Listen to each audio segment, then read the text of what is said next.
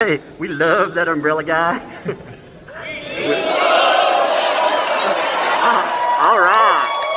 Thank you. Every day she scribbles a punchline with a pen. Jokealism in a journal. You're not hired. Can't you comprehend? The blank page, no one paid for, taunting her ambition. Obsessed with the Hales, but can't write a single composition. Stay tuned. Excuse me, my camera works just fine. Reporting from Turtle Purgatory. Hey, wait, what's my line? Riding the rails of justice. She's reporting from the fringes. Did you read her request? Even the mayor cringes. It's Jokealist, live from Lady County. Stop making money, making this harassment with a bounty. I got a rock eater up in attorney. You better stop, cease and desist. Broadcasting live from Facebook. 3 likes, you can't resist.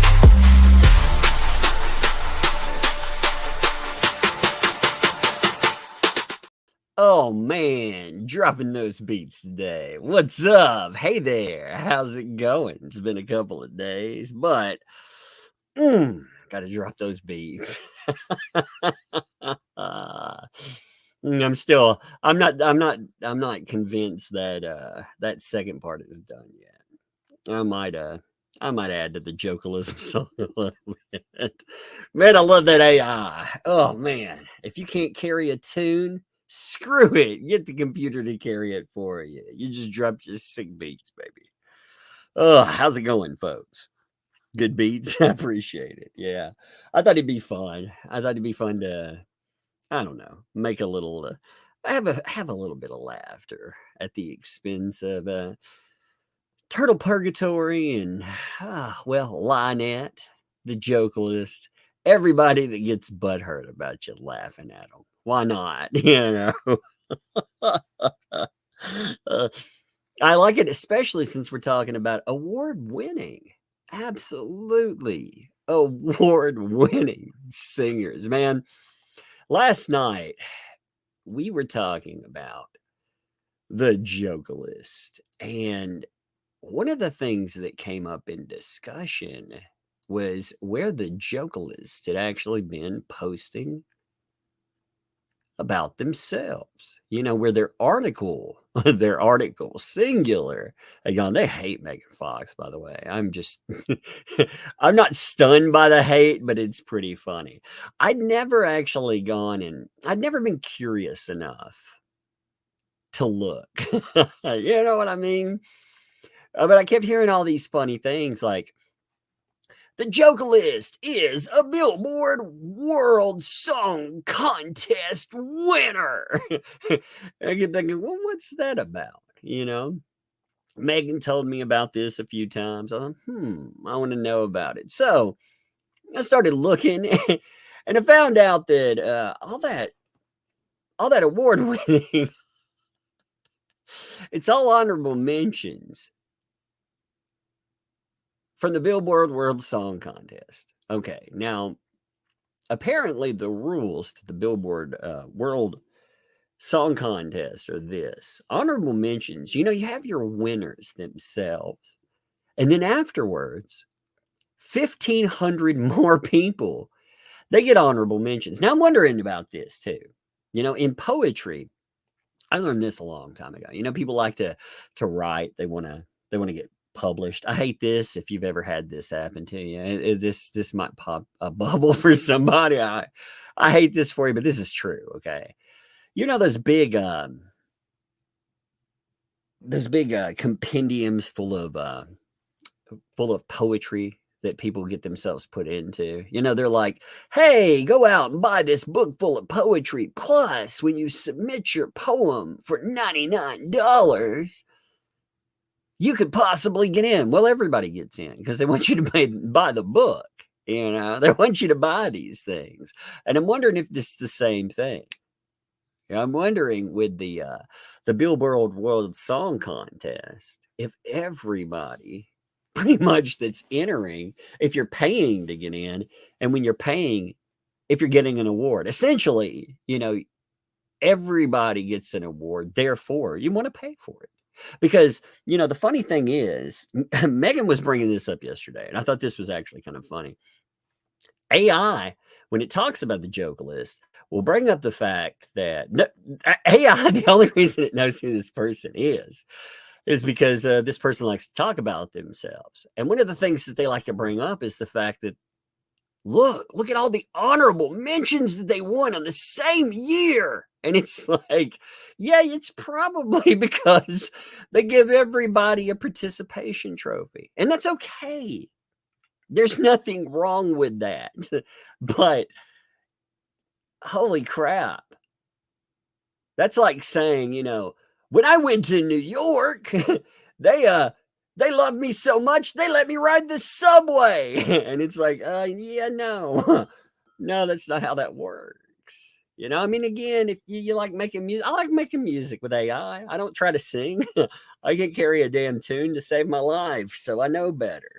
So not dissing anybody for doing the thing you like. I like making stuff, but I'm not deluded to think that I'm going to go out and, rock the freaking hat rack on the VH1, baby. It's so funny. I want to go over this freaking this site though.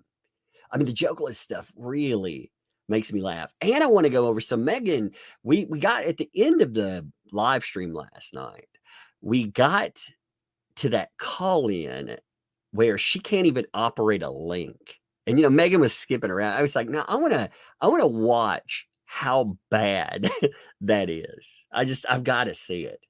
Because these are the people that are obsessed with Jeremy Hale. Absolutely obsessed. And this person's supposedly a quote unquote journalist, and yet they've never published an article. How does that work?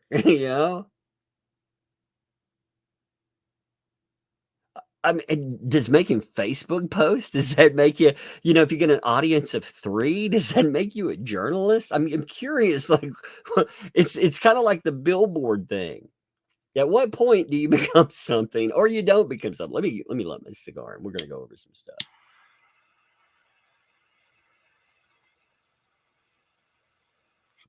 I love the obsession that these people, she has an obsession with Megan Fox. I think it's so sweet.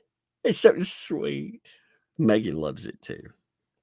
Oh, what's up? Let me look at this. Let me look at the chat for a second. I gotta set y'all up for a second here so I can see you.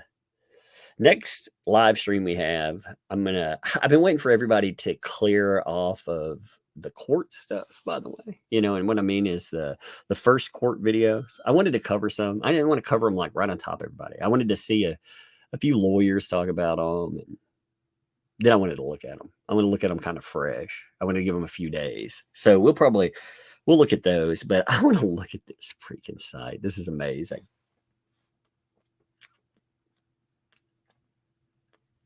I mean, look at this. This is what passes for journalists. This is the quote unquote journalist. So apparently this is their article that they wrote. And I want to make this very clear too. This quote unquote article that was written, you notice what it was written on here.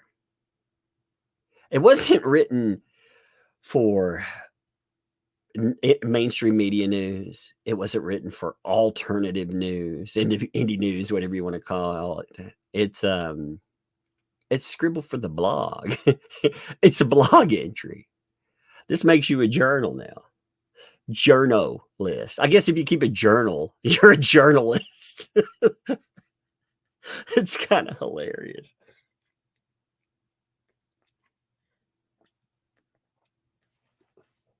Would I make us all journalists at some lower level? Somebody asks, oh, well, anybody, there's nothing that qualifies you as a quote unquote journalist. You know what I'm saying? Like there's no actual degree that's required. There's no badge that I'm required. Now, if I want to get into a courthouse, I might have to have credentials. Credentials though are much different. Like for example, I was going to link up for a case because I was thinking about going to a courtroom at one time. Well, all I need to do is find a company that can give me credentials. I don't actually have to be a quote unquote courtroom, anything. I don't have to actually have any qualification whatsoever. So at that level, yeah, you could call yourself a journalist. But then again, I mean, what does that really mean? Like I said, if I'm dropping it, if I'm like, oh man, today I'm going to interview the Hales and I am a journalist. Okay, well, at least, at least I have something like an audience or something. I'm not writing in a blog. So I don't know. Let me blow this up real quick. Give me a second. I'm going to make this bigger. I don't know. I mean, like I said, people have a point. You can call yourself anything, but I'm going to say if you're blogging about your experience and that's it, and you're blogging to no one, that's another kicker too. Again, you call yourself whatever you want. You want to be a journalist. It's a free world. You call whatever you want there. But I mean, really, if people just go and they find your stuff, when people show me something that you've written as a sideshow curiosity, because you're obsessed with a dude that makes YouTube videos, I mean, that's fucking, you know what I'm saying? That's nothing to write home about. If you're like, hey, Ma, check out this article I wrote. He's like, oh, are you showing me your blog again, baby? Yeah, that's usually bad. So let's check this out. Let's see this awesome reporting. I said last night I wanted to look through this stuff. So let's check this out here. Mayor Granger resigns. This, by the way, last night we got to talk to Madam Mayor, but they were nice. I enjoyed watching it. They actually, there was a meeting yesterday that was supposed to happen, and it didn't pop off. But even not having it, watching the carnival, the fun that was happening outside, that actually looked like a fun atmosphere. Taking something that's just a train wreck and turning it into something fun. That's actually quite positive. She also, I thought it handled this insanity pretty well, considering, the targeting, the vilification. I mean, she's done pretty well with it, just to laugh it off and shrug it off. A lot of people can't do that. So I have to give her props to that too. And By the way, if you haven't checked out their channel, she had 9,000 live people, because of course people are curious what's going to happen there, and you're quite welcome to go in and actually record what's happening there, and it tells you how many people are actually interested in seeing this crazy. I think that's part of the reason why you don't end up with meetings, because there you got to think about this. You have what, 70 to again, online it lists up to 107 people living in that area. So it's somewhere between, yeah, you're talking barely over 100 is what online says. And when you're looking at coverage, there's 9,000 plus live people. And if it would have kicked off, you're just talking about parking lot fun. I mean, if you would actually had a meeting there, you'd have probably broke 10,000 people easily. Isn't that wild? In an area that's been able to keep things in the shadows so long, you have that many eyes on what's happening. I think that's cool. Anyway, so let's read this over. Let me light my cigar again. I love it. It's been a few days too. You have to excuse me. I'm trying to get back to doing a live stream every day, but I had a few things I have to get sorted. I may have one tomorrow, but I don't think I'll have one Friday. So we'll see. Give me a minute.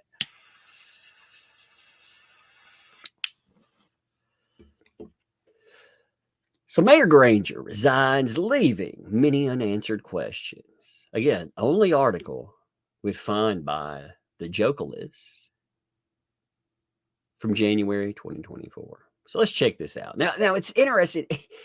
You can see what this is supposed to be about too, but this is one of the worst cases of so-called journalism that I've ever seen, by the way. If I were going to write this badly, I just have AI write my journal. It's kind of like the song thing. Again, I can't carry a tune, therefore I have AI doesn't write the song. I find music that I like. I go in, kind of sample the thing that I like, but AI creates. That's not my voice, obviously, and the beat there. Yeah, I'm just picking out what I like. It takes a little while sometimes. Sometimes it can take an hour just to find what I want. Sometimes it could take days. It just depends on how moody everything is and what I'm looking for. But lyric wise, of course, that's mine. I'm having fun with it. Here, I think she should have AI write this, because this is bad. I mean, this is really bad. Otter Creek Mayor 3's Granger resigns, dropping the gavel at record speed. I mean, oh my God. She's dropping that gavel, baby.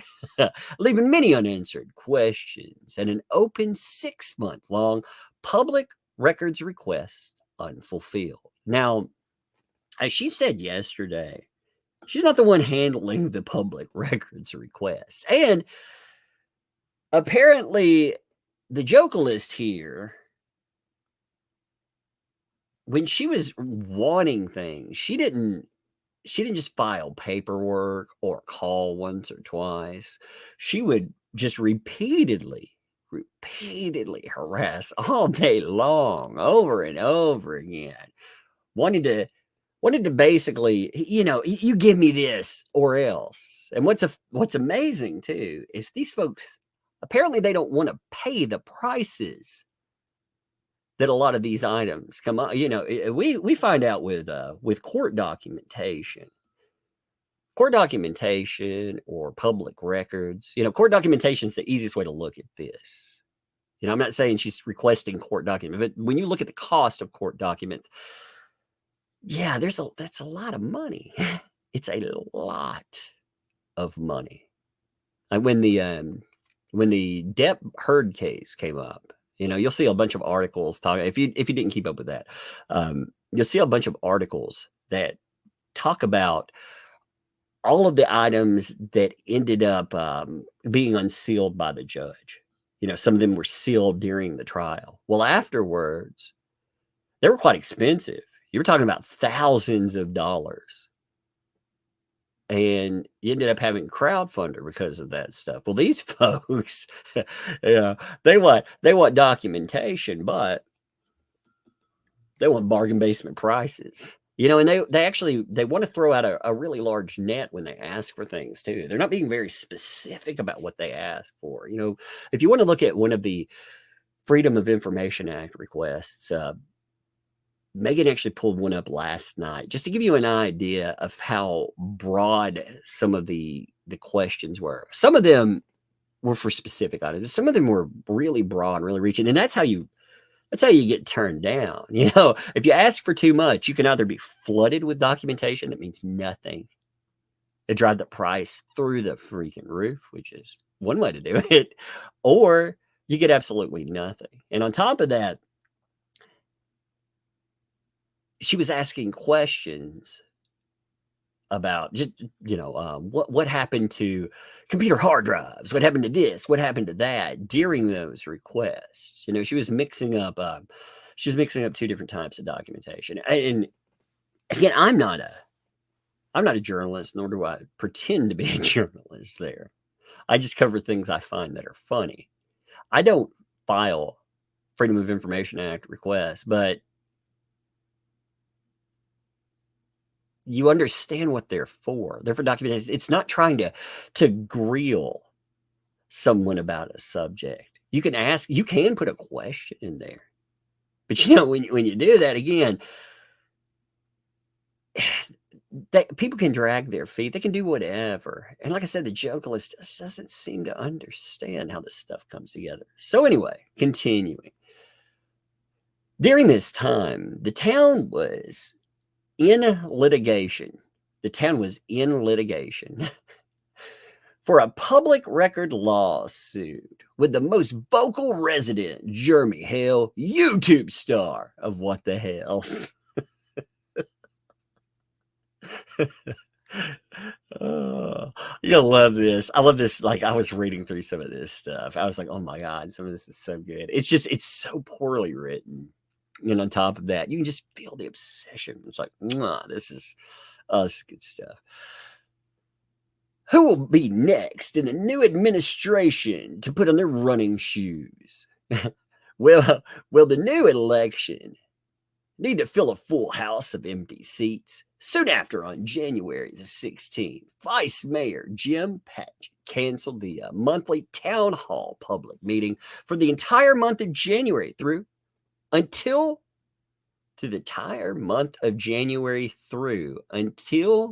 the end of February, leaving. Man, you need to learn to write this a little. I mean, it's on your blog. You could go through and like make this stuff a little better. You do control your own blog, right? Leaving the small town in turmoil without a mayor. Oh my God! I'm sure. By the way, I'm sure that Otter Creek, I'm sure, just broke down. I mean, actually, the Madam Mayor, she talked about why she stepped down too. I think this is an important thing as well, and I thought this was a pretty good reason to step down. She's talking about documentation that you have to fill out. You get asked. There was a new document that asked you to claim anything in your home over $1,000. Like, you think about that. You think about in your life. Could you imagine telling potentially anyone out there, anyone that wants to burglarize your home, what exactly is in your home? Would you want to do that? Because I, for one, would not like to be, oh, yeah, sure. Would you like to hear about any jewelry you might have in the house? Oh, would you like to hear about expensive electronics? I mean, oh, you didn't name a really expensive gun to go along with those? Oh, man. And again, it's like, are you kidding? And on top of that, the fine. So if you go in and you fill this stuff out and you get it wrong, $20,000 fine. To be the mayor of nowhere, which is a headache. I mean, you're talking about, why would you want to do this? Like, why would you want to freaking deal with the headache there? I mean, yes, you want to make things better. You've gone in, you tried to do your best. And what do you get with that? You get Lynette. You get 2-inch piped. I mean, come on, baby. Come on. What the heck, man? Or what the hell, even? I mean, hey, let me hit a couple of super chats as they come in. Subi Sue. I'm going to see if there's questions. That's why I'm going to hit them like this. Thanks for the gifted membership, by the way. Marcus, thanks for the 10. Alaska, Megan and Tug are the best. Yeah, Megan will be on. We'll be talking about this, and I want to note this, by the way. So Megan, I enjoy streaming with Megan quite a bit. I'm not a big stream with people, but the type of humor has actually been hitting very well with me. I've been having fun, and that's a kicker there. I want to have a lot of fun with somebody I stream with. So Megan, she is criminally undersubbed. So I've been like, hey, why don't you stream at night a few times? Like we'll switch up. Like you go over there, you can come on. We could do, if you have time, we could do one on each channel a week or something. Just get eyes on the prize, because Megan's good people. So if you haven't subbed to Megan Fox, by the way, you need to. You sure need to. Connie, thanks for the 2. Feels like Tug is a wrestler. This is his theme. Yeah, I don't know. I just like the call out portion of it. I like the fact that with those songs, I can talk a lot of smack, and it's not me doing anything. I've got an opening for my live show. Whitney thinks it do. Love the opening. What's up, Tug? Hey, how you doing? Denise thinks for the 10. The Jokealist was not amused and had posts about it today. I haven't even looked at today's post. Somebody send them to me. I'll check my email. My email, granular, GRANULAR, heaven, HEAVEN, @gmail.com. The longest email that I don't know why I have, but send them to me. I'm going to look at them. Miss Tressler, thanks for the 2. Title of your new song, Rocking the Hat Rack on VH1. Indeed. Jessica, thank you for the new membership, by the way. I'm just catching everybody coming in real fast. Dash, thanks for the 2. Samantha's in the chat. She has info. Like I said, everybody, send me info. Send it all to me. Lena, thanks for the 20. Hey, Tug, remember when you took us shopping with you one holiday? We drove around, listened to cool tunes. That was pretty cool. But I don't think I ever thanked you. So thank you. By the way, I'm loving your streams with Megan. Thank you. I like to do that. I think that'll be like, I went out one Black Friday and took everybody, just out to. Black Friday used to be fun here, by the way. People used to drop elbows and attack each other. Now it's not as fun. It used to be the only holiday where I could watch I watched one year. I kid you not. This is an indictment of humanity. But one year I watched on Black Friday an elderly lady kick a 4-year-old, like try to punt her over some socks. Like she and this other lady were fighting over socks and she lost. So she tried to punt the other lady's kid. I was like, and nobody flinched. Like nobody, they were just like, that's normal. It's like, it's the only like commercial holiday where you can go out and punt someone's kid and it'd be normal. Oh, what a crazy place. Susan Dolan, thanks for 29 months. Celebrating 29 months of being Tugs. Enjoying every minute of it.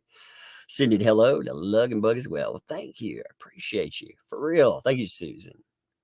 Susan Scott, thanks for $5. Tug Samantha Wilson is wanting to get on. She says she has more news. I'm not sure how to drop like a link just to see some funny news. I'd like some funny news. Dennis thinks to do $20,000 fine per item. Okay, so this is the kind of stuff. This is why I wanted to go through these. So it's not just $1,000 and over listed, but if you don't list things quote unquote correctly, say I don't know how much something's worth sometimes. I don't know. Like, am I supposed to go through, and again, I'm going to inventory everything. And if I kind of don't want to tell you about how I have a platinum toilet in my house, you're like, these are the only thing you draw. No, I'm not going to say that. Oh, wait, I already did say that. $20,000. Jessica, thanks for the 2. Madam Mayor's in the chat to answer questions. Madam Mayor, I enjoyed listening to you last night, by the way. I don't understand. Like, when I look at this place, you have to. I mean, I could tell you understand that it's insanity. Like you kept saying, this is crazy. This is absolutely crazy. And I can't believe the circus that these people are. Not just the harassment of Jeremy and George and the nastiness and vitriol that these folks bring, but the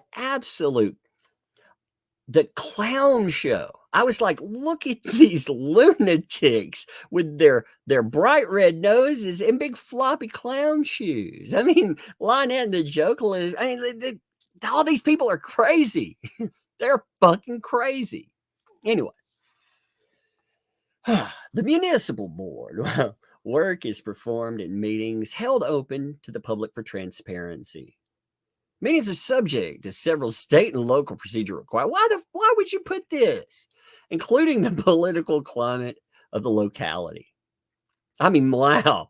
You just described meetings everywhere. Congratulations. She also doesn't know how to do quotes. Statement from council member Russell Meeks. Like, you don't do quotes in there. You should be like, Megan pointed this out, but this is with anything. You know, if you look at any article out there, when you put in quotes from somebody, you'll be like, council member Russell Meeks stated that it's not in accordance with the town charter. Meeks says that the charter, you go through it like that. Otherwise, it's boring. Charter says the regular monthly town hall meetings must occur no less than one meeting per month. The new mayor, to fill the empty seat, was to be voted on at a January meeting. You could tell that she hates Madam Mayor. Like, it comes out, they're seething. This is why I want to make fun of these folks, because it makes me, I don't know, it makes me happy. And the saddest part, though, is when they take shots back. Like, she was in the chat yesterday. She was so butthurt by Megan Fox that she subscribed to Megan Fox's channel. She had to set out the time waiting, but like the 5 minutes that you have to subscribe. So she was so butthurt that she subscribed to the channel. She waited her 5 minutes to get in, and she was like, "Ooh, I'm gonna show her. I'm gonna. Oh, here he goes. I got her. I got her." I was reading through that. Oh my God, it was so beautiful. I like one of the things. If I'm not in charge of the stream, I'm bad about shiny squirrel. You can tell right now I'm bad. My mind goes all over the place some days. But I was watching the chat last night, and it was watching statements from her. And I was like, oh my God. She hates me. She's like, how dare you? How dare you say this? Or how dare you say that? Oh, Lord. 3 basic requirements of the Sunshine Law. Meeting with public boards. Yeah. Reasonable notice. Minutes taken. Woo, man, this is hard hitting, baby. That's going to get to some Jeremy and Lynette. This is the longest article I've ever read in my life, by the way. At the midpoint of a public records request negotiation. There we go. It sounds like a hostage negotiation. She's like, oh man, I'm gonna harass all you folks. I'm gonna harass you every day until I get what I want. And at the end, the midpoint of it. How you know you're at the midpoint, by the way? If they didn't turn over the documents, didn't she say they didn't turn them over? So how the fuck are you at the midpoint if you never get what you want? And the current administration's ongoing talk about a state criminal investigation. Mayor Granger resigned after serving only 6 months and change on her new term. I mean, yeah, she wants to make her sound like a criminal so bad. The mayor was elected last year with no prior council experience. Okay, here's the thing, too. We have council seats in our town, and when people run for them, many people have no prior experience whatsoever being on any councils. I mean, that's typical there.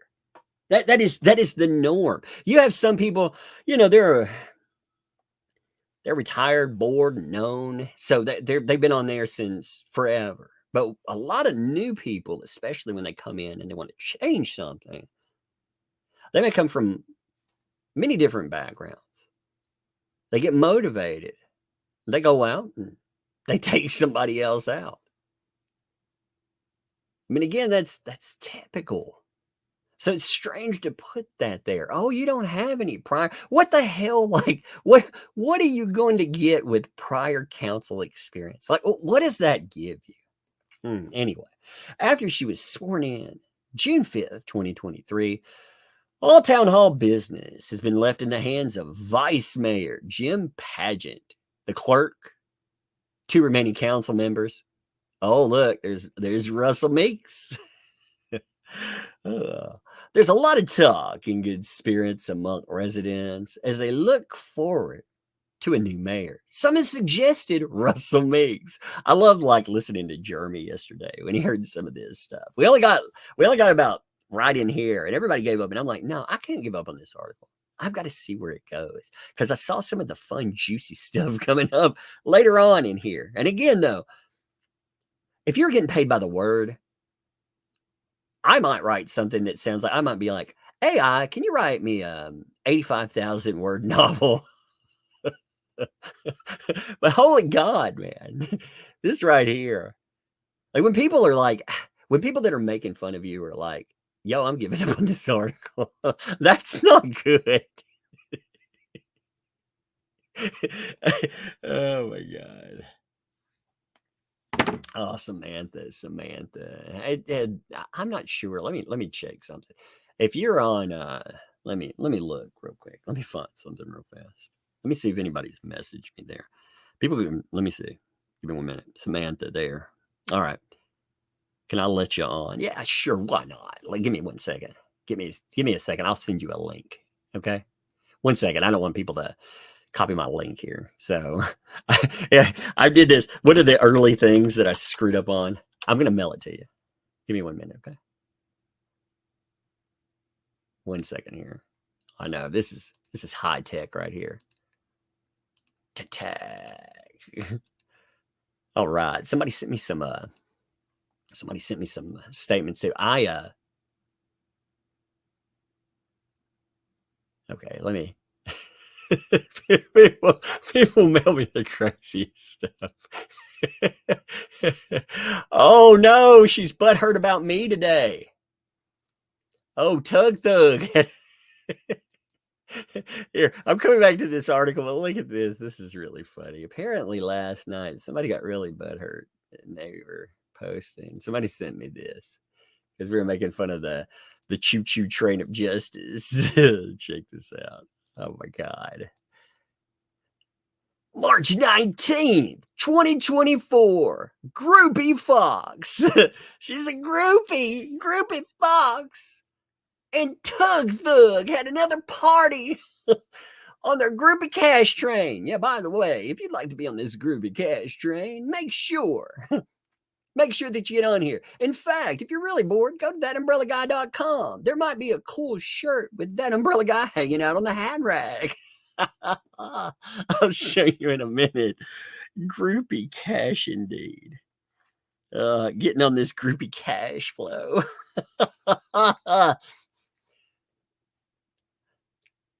And blah blah strongman, an actress mayor, jumped on the choo-choo train. You know what this is? This is butthurt because somebody doesn't get paid for their journalism. You know what really probably butthurts somebody like this? Folks like myself or Megan. Again, just as a joke the other day, while we were live, I decided that I would post one-word utterances on Twitter to see how many likes it gets. To see if I could outdo the 3 likes that she gets for talking about this stuff. And guess what? It happened. It happened in abundance. Let me get Samantha on here real quick. Samantha, what's up? Hello. Hey, how you doing? I'm good. How are you? I'm good. I'm curious what you got here. Tell me some good stuff. Well, things have been heating up a little bit. I'm sure everybody knows that, right? What do you Um, mean by heating? What do you mean by heating everybody, up? well, Lacey's grabbing at every straw. Lacey, I'm sorry, Lynette, whatever the hell her name is, Lynette, Michelle, Alexis, Barber, Wilson, Bennett, whatever the hell her name is. Anyways, I looked through. it's I don't. Hey, I was like, when you look somebody up and 21 known aliases come up in your first search, that's probably a bad thing. You know what I mean? So, yeah, yeah. When you're like, whatever that name is, I got you there because I thought, my lord, and other people have shown me the rest of the list. I thought 39 aliases. That's insanity. yeah, it does not surprise me. I think Cruella or Witch should be involved in there somewhere. Cruella. Yeah. Crimes Against Turtles. That'd be amazing if you looked at that name. Right. So Turtle things have been rescue heating. / funeral home. Yeah. Oh, so things have been. Yeah, actually, I did wonder about the turtles. You know, when people went out and checked that out. You know, when Fish and Wildlife went out, she was like, "I gave them away, and they're going to give them back." I thought, yeah, that's really weird. You know. Yeah, they're dead. I'm pretty sure they're dead. Exactly. You gave them away to the back. You gave them away to the crocodiles or whatever. You know. Right. You gave them away, and then later you're gonna be like, "Oh, they killed them! Oh my god!" Ah. That's my Okay. guess. So things have been heating up. Yes. So, we have been, obviously trying to get all information that we possibly can to help, with the Harley situation. Sure. So I talked to Lacey's biological daughter, Lindsay. What's the matter? I'm sorry. Every time I do something, this happens. I got a 4-year-old. I know how it is. I know. She's almost 4, and she's like laying on the floor. My tummy hurts. She probably has to go to the bathroom. But okay, get up off the floor. I'm sorry. Okay. Okay, here. I have so many mic interruptions. My 4-year-old, she can smell them. She can smell me on the mic. She's like, "Oh my god!" Let me know when you're finished, okay? You go to the bathroom. Go to the bathroom. Let me know when you're done, okay? Okay. Anyway, so I reached out to Lindsay, her biological daughter, and we were talking, which, I mean, I talk to Lindsay anyways on a pretty regular basis. And we try not to discuss the whole Lynette thing because it kind of gets complicated. So, I get the feeling, by the way, still, that I get the feeling everyone has a complicated relationship there. Like, complicated being, oh my god, this person again. Yeah. Well, so Lynette, I'm gonna try to call her Lynette. I call her Lacey because that's what I know her by, but I'm gonna try to say Lynette because I know that's what everybody else knows her by. She's done. My daughter's done. Hold on, let me make sure I don't need to help her. 1 second. You're fine. I would tell this while she's checking. So last night, if you watch the Megan Fox show, my daughter at about 3 hours, my daughter came down and she was like, "Dad, there was a mess in the kitchen. I cleaned it." And I was like, "You cleaned it?" She said, "Yeah, they're bubbles." I was like, "Bubbles? Oh my god, that's bad." So I went and checked, and she had taken the Swiffer wet jet bottle out. And she dumped the entire bottle on the kitchen, on the hardwood floor in there, and spread it around with her feet. She thought that's how you cleaned it. And she was so proud of it. I was like, "Well, good job trying." So I get it. Okay, I'm back. I'm sorry. Okay. Okay. Yeah, they're literally are occupied until you want to do something, and then it's... Yep. Yeah. So anyway, I reached out to Lindsay, and yes, her relationship with Lynette is complicated. So she supposedly, which I don't know if this is true or not, does not communicate with Lynette, but Lynette sends her text messages pretty frequently, and I've seen numerous text messages that she sent, which one of them was, I'm sure everybody has seen, that she's looking for Ashley and Samantha's address and blah, blah, blah, which I'm like, okay, good luck with that. But I'm not worried. Like, I don't know what she's going to do with my address. What are you going to serve me with? I didn't do anything. So I wasn't worried when I saw that. Everybody's like, oh my God, you see this? And they're sending it to me. And I'm just like, I literally don't care. That's just more harassment. Not scare me. That's the thing though with abusive types of people. They never let go. They never let go. You'll see people that'll, again, what Ashley was talking about. You can clearly hear the please go away in all of that. Just let me live my life. But abusers, they never let you go. Right.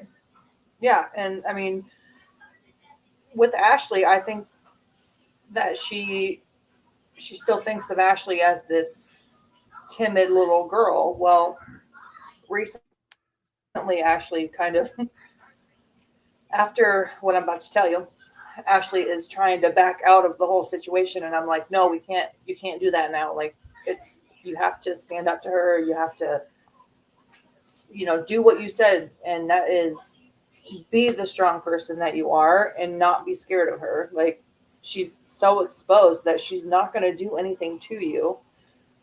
It's, I'm just trying to keep her in the game, but at the same time, I respect whatever decision that she makes. She's my sister. Sure. I love her. And if she feels like her family's in jeopardy and she doesn't want to continue, I get that too.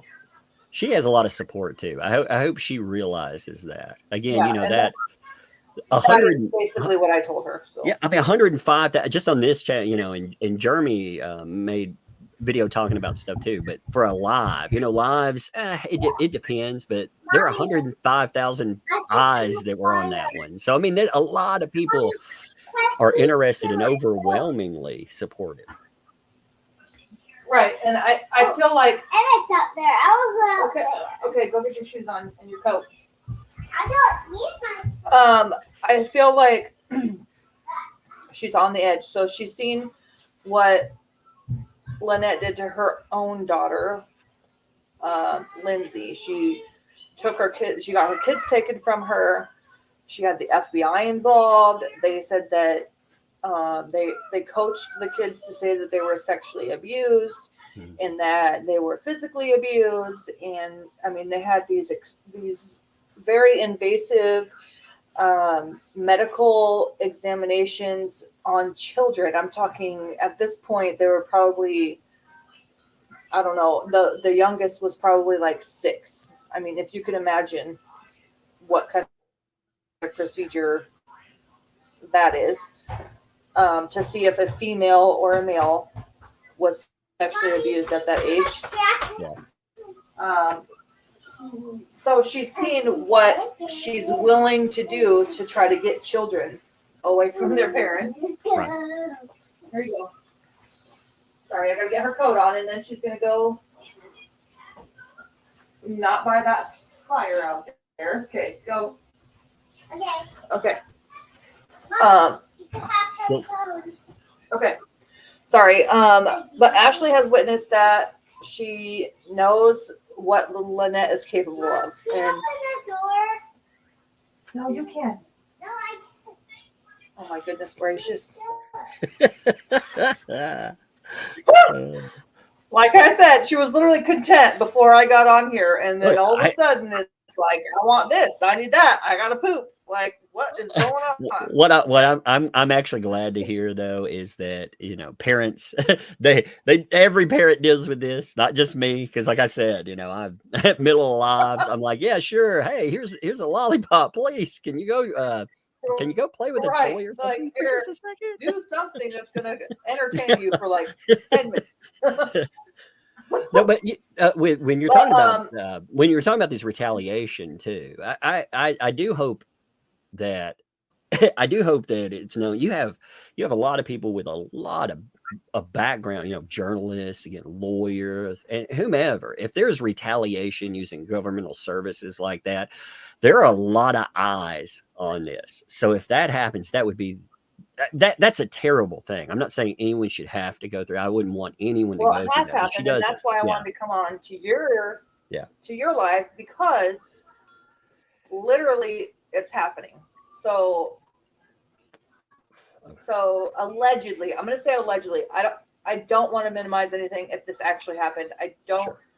So Lindsay says that Ashley's father has exposed himself to her as a teenager. Okay, this is literally over 20 years ago. Okay. Okay. And I talked to Lindsay about this. We were going to use it as Lacey knew about it. Lynette knew about it. She did not protect Lindsay. And we were going to try to use it to try to help the Harley situation. Well, in the midst of that, I think somehow Lynette got wind of it. And so she said she was going to call DHS on Ashley's father for sexual assault on her daughter, which happened over 20 years ago. Now, if Lindsay, in my opinion, if Lindsay were actually worried about it and it actually affected her life or, whatever, she would have done that herself. Or, okay, I'll do it in a second. One second. Or if Lacey were concerned about it at the time, she should have been the one to report it because she was the parent and she did not do that. So yeah, that should be number one priority. Now that all this is coming out, I feel like it's a retaliation against Ashley because she knows Ashley has all this backup. And so now she's going to go after Ashley's dad, who has not been involved in this whole situation at all. Like, he's just living his life with his family, his wife, his stepkids. He's not bothering anybody. So now all of a sudden she's like, oh, well, I'm going to turn him into DHS. She said she did. Whether or not she really did, I'm not sure. But I told Ashley this, and she was furious. Like, she was just like, see, this is why I didn't want to get involved in this. I know she's so, like, vindictive, and she's going to try to ruin everybody I care about. And, I mean, she's really mad. And I understand that, obviously. But at the same time, she's like, well, she said, well, I'm going to delete all my videos on TikTok and I'm going to back out of this. I don't want any part of it. And I said, Ashley, I understand that you're mad. I get that, but you can't back down from her. You have to show her that you're not backing down. And I understand that you're upset, but if she did do that, it's not going to go away and you're going to back out and it's not going to help Harley. And it's not going to help you heal. So I was trying to explain that to her, but right now she's just really mad. Yeah, well, and understandably so. Very, very understandably so. The one thing I would say, if she decides that she wants to, again, it's her story. It's everything there. It's her lived experience. So whatever she decides to do, it's her decision. But I would say, private those things because you're documenting the retaliation. If you say, if there's a counter to that saying that this stuff, 20 years after the fact, she just decides to do this out of the blue. There's been reports that 10 other people have had this or more. I mean, again, one of y'all said 10. That was the number that came up. I mean, if there have been that many, 10, hey, that's right there. That's the way that you can exonerate someone. So again, if she decides to pull them, and again, I'm not saying you do whatever she wants, but make sure privatize them. Don't disappear them because you can see how many eyes are on this. And one of those videos that Ashley had, I mean, you could see Lynette's reaction to it. I mean, she harassed her real time in the middle in the middle of talking about this stuff. So having more eyes on it, she was willing to harass her just for having it a voice. And again, apparently she was willing to harass her just for being before that. So Right. yeah. Yeah, and I feel like Lynette still sees Ashley as like that timid, scared little girl. Like she's much younger than me. I wouldn't say much younger, you know, like 5, what is it? How many years? 8. She was born in 92, 84. 8 years younger than me. And I feel like she was secluded enough with Lynette that she got the worst of it. Like she was so manipulated that, you know, she, like she said, she felt like that was her mom, and it would hurt her to see that the records showed that, you know, those therapist records showed that all she was a paycheck to her. And Yeah. I know that it hurts her to see that, and it breaks my heart, and I literally want to show up to whatever street they live on in Otter Creek and do things that I'm not going to mention, but I will say that the day that that woman disappears off this earth, there will be a celebration for me. And it's not going to be a sad one, okay? Yeah, I'm sure. I'm just saying. Literally, it's bad. Yeah, when everybody uniformly says that somebody is bad news to have around, I haven't, besides these this random person here or random person there that have inserted themselves into that for some I don't even understand why people like the Jokealist get involved, but besides them, you don't hear anybody with direct contact saying, yeah, this is a great person, you got it all wrong. Right. I mean, literally, and I want everybody to understand, literally, her whole life has been trying to gain from everybody else. So whether it's the state or, you know, a person or whatever, it's literally been trying to gain from someone else. So for instance, I adopted my nephew. My brother Tommy has a drug and alcohol problem. And his 2 children were back and forth between me, their dad, and their mom from the time my nephew that I did adopt was 2. He just turned 16 this month, or last month, I'm sorry. So from the time he was 2 years old, I had him basically every other year. I mean, it was when one was in jail, the other one had him, they lost him, I got him. It was like a whole revolving door. And so eventually the judge said, you know, you guys aren't doing what I'm asking, and we're going to terminate your rights. And I said, well, I can't take 2 of them. I'm a single mom at this point. I said, I can't do it. I can do 1, but let's figure out another place for the other one in the family. So we did find another place in the family for the other one so that they could keep contact. And so we did that. Well, when we went to court for that adoption, the judge was like, I received a letter from a Lynette Preston. Does anybody know who that is? And I just started laughing.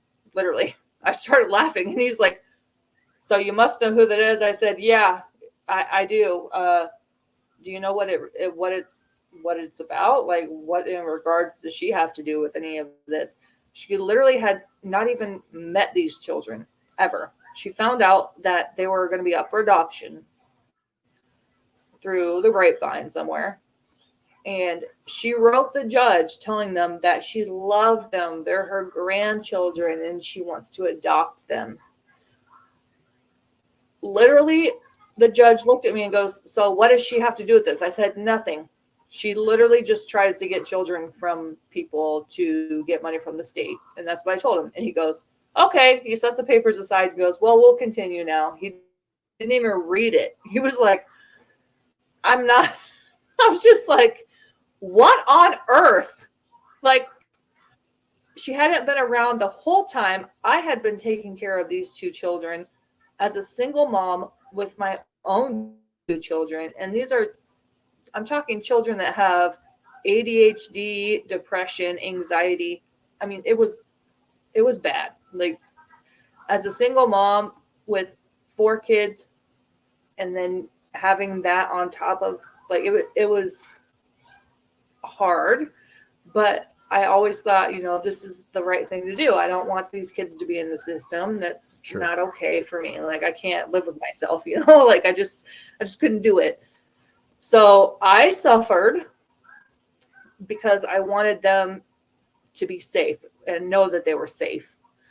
So, but then when the time came to adopt, I said, I just can't take both kids, and me and the older one, our personalities kind of clashed.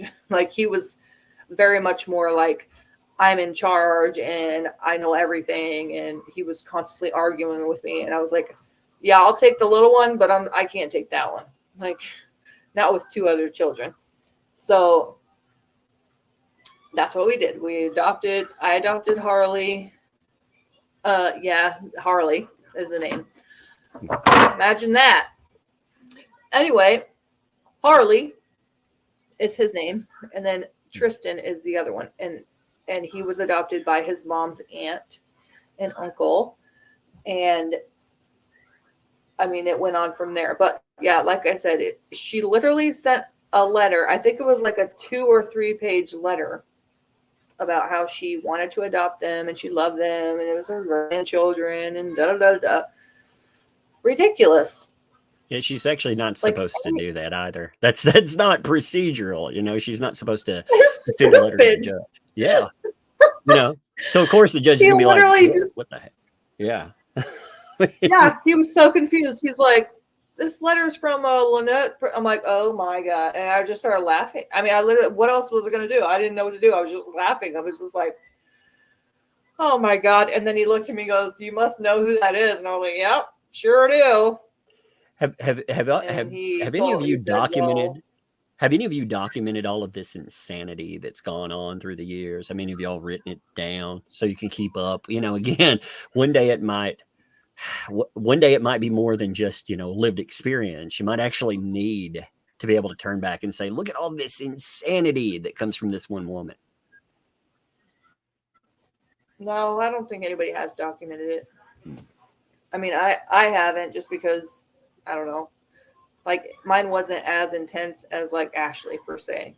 Sure. But that was mainly because my dad was like, you're not talking to her anymore. You're done. You're done. You're done. Like, I mean, now as an adult, I'm wrong. Definitely. Like, she was sneaking around trying to see me. It's like, what am I? I don't know, like, it's almost like a teenager sneaking around to see a boyfriend type of thing. It's weird. Right. But at the time I didn't understand that. Like, it was like, oh, she's my mom. She's all I've known as my mom, and I'm going to see her if I want, So sure. Yeah, as a kid, I mean, she was definitely taking advantage. Yeah, and as a kid, you're not to blame for any of it, in that. I mean, you're a kid that's being manipulated. So right. And I mean, once my dad caught wind of that, he was like, I do not think so. Sure. So at first, of course, I was mad about it. And I'm like, how are you going to keep me from my mom? He's like, she's not your mom. She took care of you, but, she's not a good person for you to be around. And I didn't understand that at the time. But later I was like, holy crap, she is crazy. After, it's like the microscope looking in. Like, at first when you're involved in it, you can't really understand it, but then later when you're outside of it, you're like, whoa, that's crazy. It's kind of like that. You're like, whoa, she's a nut job. Yeah, people don't realize how insane their lives are until they remove themselves from those situations. That's why people stay in, even adults stay in broken situations, because it's stuff that's either all they know or it gradually pops up, the false accusations. But for kids, I mean, that's you're born into this insanity, or you end up in it later on, and like you said, that's just what you know. That's your life from a very young age. Yeah, it's pretty scary, to be honest, because Yeah. I mean, she's literally tried about everything she could to get a hold of any child. I mean, I don't know. I don't understand it, but like I have four, so I have four kids. I mean, ranging from almost 19 to 3, and I don't want anybody's freaking kids. Like, why don't you take one of mine? Like, I just don't get it. So that's what's crazy, is that she just is trying at her age, trying to continue to get children. It's insanity to me. I'm just like, and the only thing you can think of is she wants money, because she literally has not worked almost her whole life. She was with my dad, who was in the military, so she was a stay-at-home mom. She was with Bill, who had his own company. So yeah, she may have worked, but it was like on her own terms kind of thing. After that, she may have worked at like Home Depot and J.C. Penney. I don't know, some, silly jobs like that. But she's never had a career that like entailed being a productive citizen. Like, so I feel like she's just kind of lost in her own world. She's like, how do I get money? Well, of course, you adopt a child, you get money. That's sad. Which, honestly, I mean, when I adopted Harley, I didn't know anything about any money. sure. Like, I literally was doing it because I thought that was the right thing to do. And at the court hearing, she said, I need you to fill out the papers for the bank or whatever that you want the money sent to. And I was like, what are you talking about? Like, I didn't even know what she was talking about. And she's like, well, you're going to get an adoption stipend every month for him. And I was like, oh, okay. Like, I didn't know anything about it. She never mentioned it before that. So I was just like, okay. Like, it wasn't a big deal to me, because it wasn't about the money. It was about the fact that this is my family. This is my nephew. Like, I want him to be safe, and I want him to be, I want him to grow up. I want him to graduate high school. I want him to do the things that he needs to do. And that's what I continue to do. So, well, and that's what those systems are supposed to be for. They're supposed to help you, So for what you're talking about there, right, there's nothing wrong with having assistance. But yeah, when I read a document that's talking about Ashley, and it says that people observed her saying, well, there goes $450, that, to be honest, I make a lot of jokes, but that infuriates me. That absolutely. That's why I go hard at some of these people, because they piss me off. They're fair game. They are fair game, totally. Yeah, when I read that, I literally almost cried. Like, I was just like, Ashley, I know now she is understanding more, but at the time, she didn't understand that. And for her to feel like at that time, that was her mom, and why is she treating me this way? And I'm assuming, self-blaming, like, what am I doing to make her act this way? Sure. Like, all of the things that go through kids' minds when things are traumatic like that, it's just really hurtful to me to think that my sister went through that for what? Like, I mean, I read that stuff and I was like, I literally wanted to drive to Florida and be like, you dirty, you know what I mean? Like, yeah, when I saw it was so infuriating to me. When I saw Ashley's videos, man, I was just like, man, it's heartbreaking. I want to be like, man, it's okay, And I do hope through all of this too. I feel like she still needs people to, like a professional talk. I hope in all of this, when you're coming to this point where you're seeing for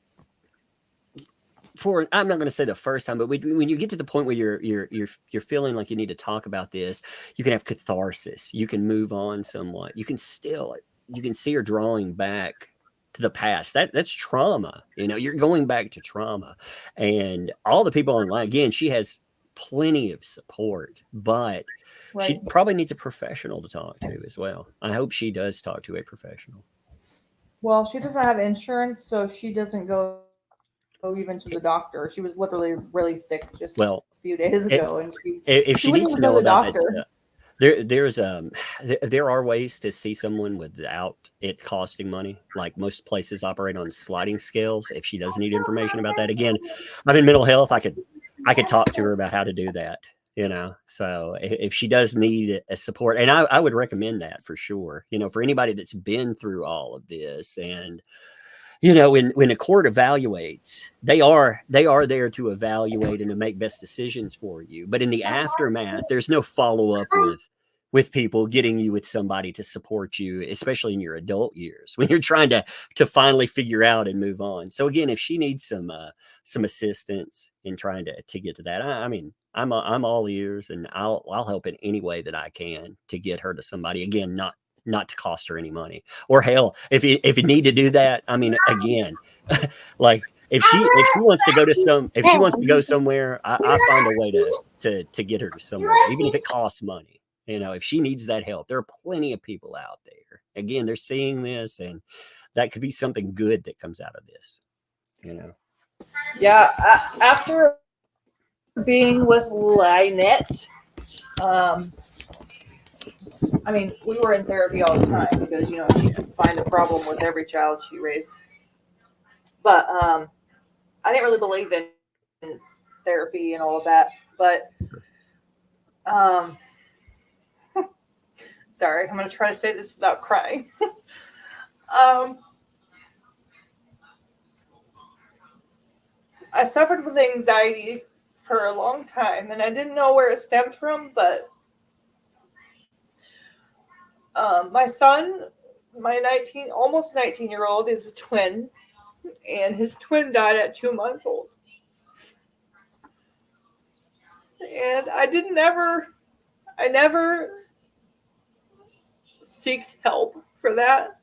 I just kept going as a mom. I just was like, I have a child, I have to keep going, like he needs me, and I never took care of myself. And I mean, it was years later that I decided I need to talk to somebody, because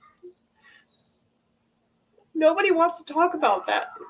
Friends, family, nobody wants to talk about that. It's a hard subject for anybody to want to talk about. And so I just kept it bottled up for a really, really long time. I mean, I'm talking 10 plus years probably. But eventually my body was like, you have to do something about this. My body was telling me this is too much. And so my anxiety got so bad that I had to go to therapy because I couldn't function. Like my work, my kids. I mean, I was so short-tempered and I felt horrible, but I didn't know why. And so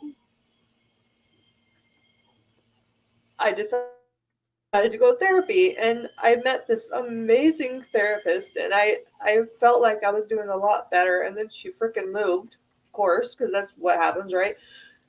So she moved to like Texas or something, and then I stopped going, but she helped me a lot. I mean, she literally cried with me. I mean, what therapist cries with their patients? I mean, she literally was amazing, and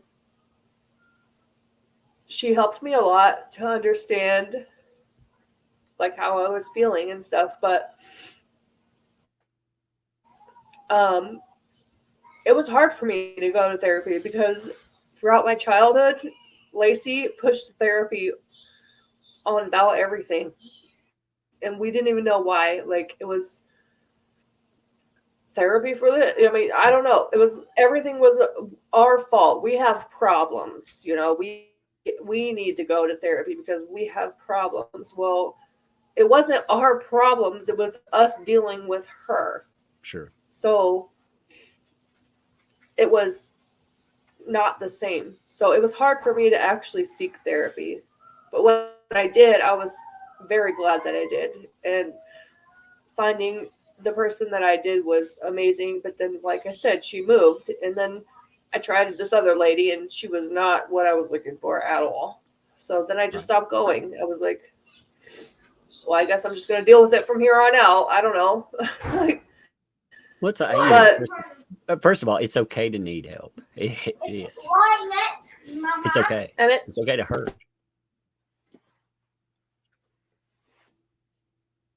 Oh, you muted out for a second. Sorry. No, you're fine. I'm sorry. Would you say it's okay? It's okay to hurt. It is. It's okay to need, and what you're talking about there, you need somebody outside of your circles. And therapist, not every therapist is good. I've worked with amazing people, but I've worked with some terrible therapists. When you're going through that, I know as a person that's seeking help, that is very frustrating. The moving thing, yeah, that is frustrating as well. But if you need help, and you still need help, again, you've got a lot of support too. We've noted that with Ashley, but I mean, you do too. I hope you do realize that.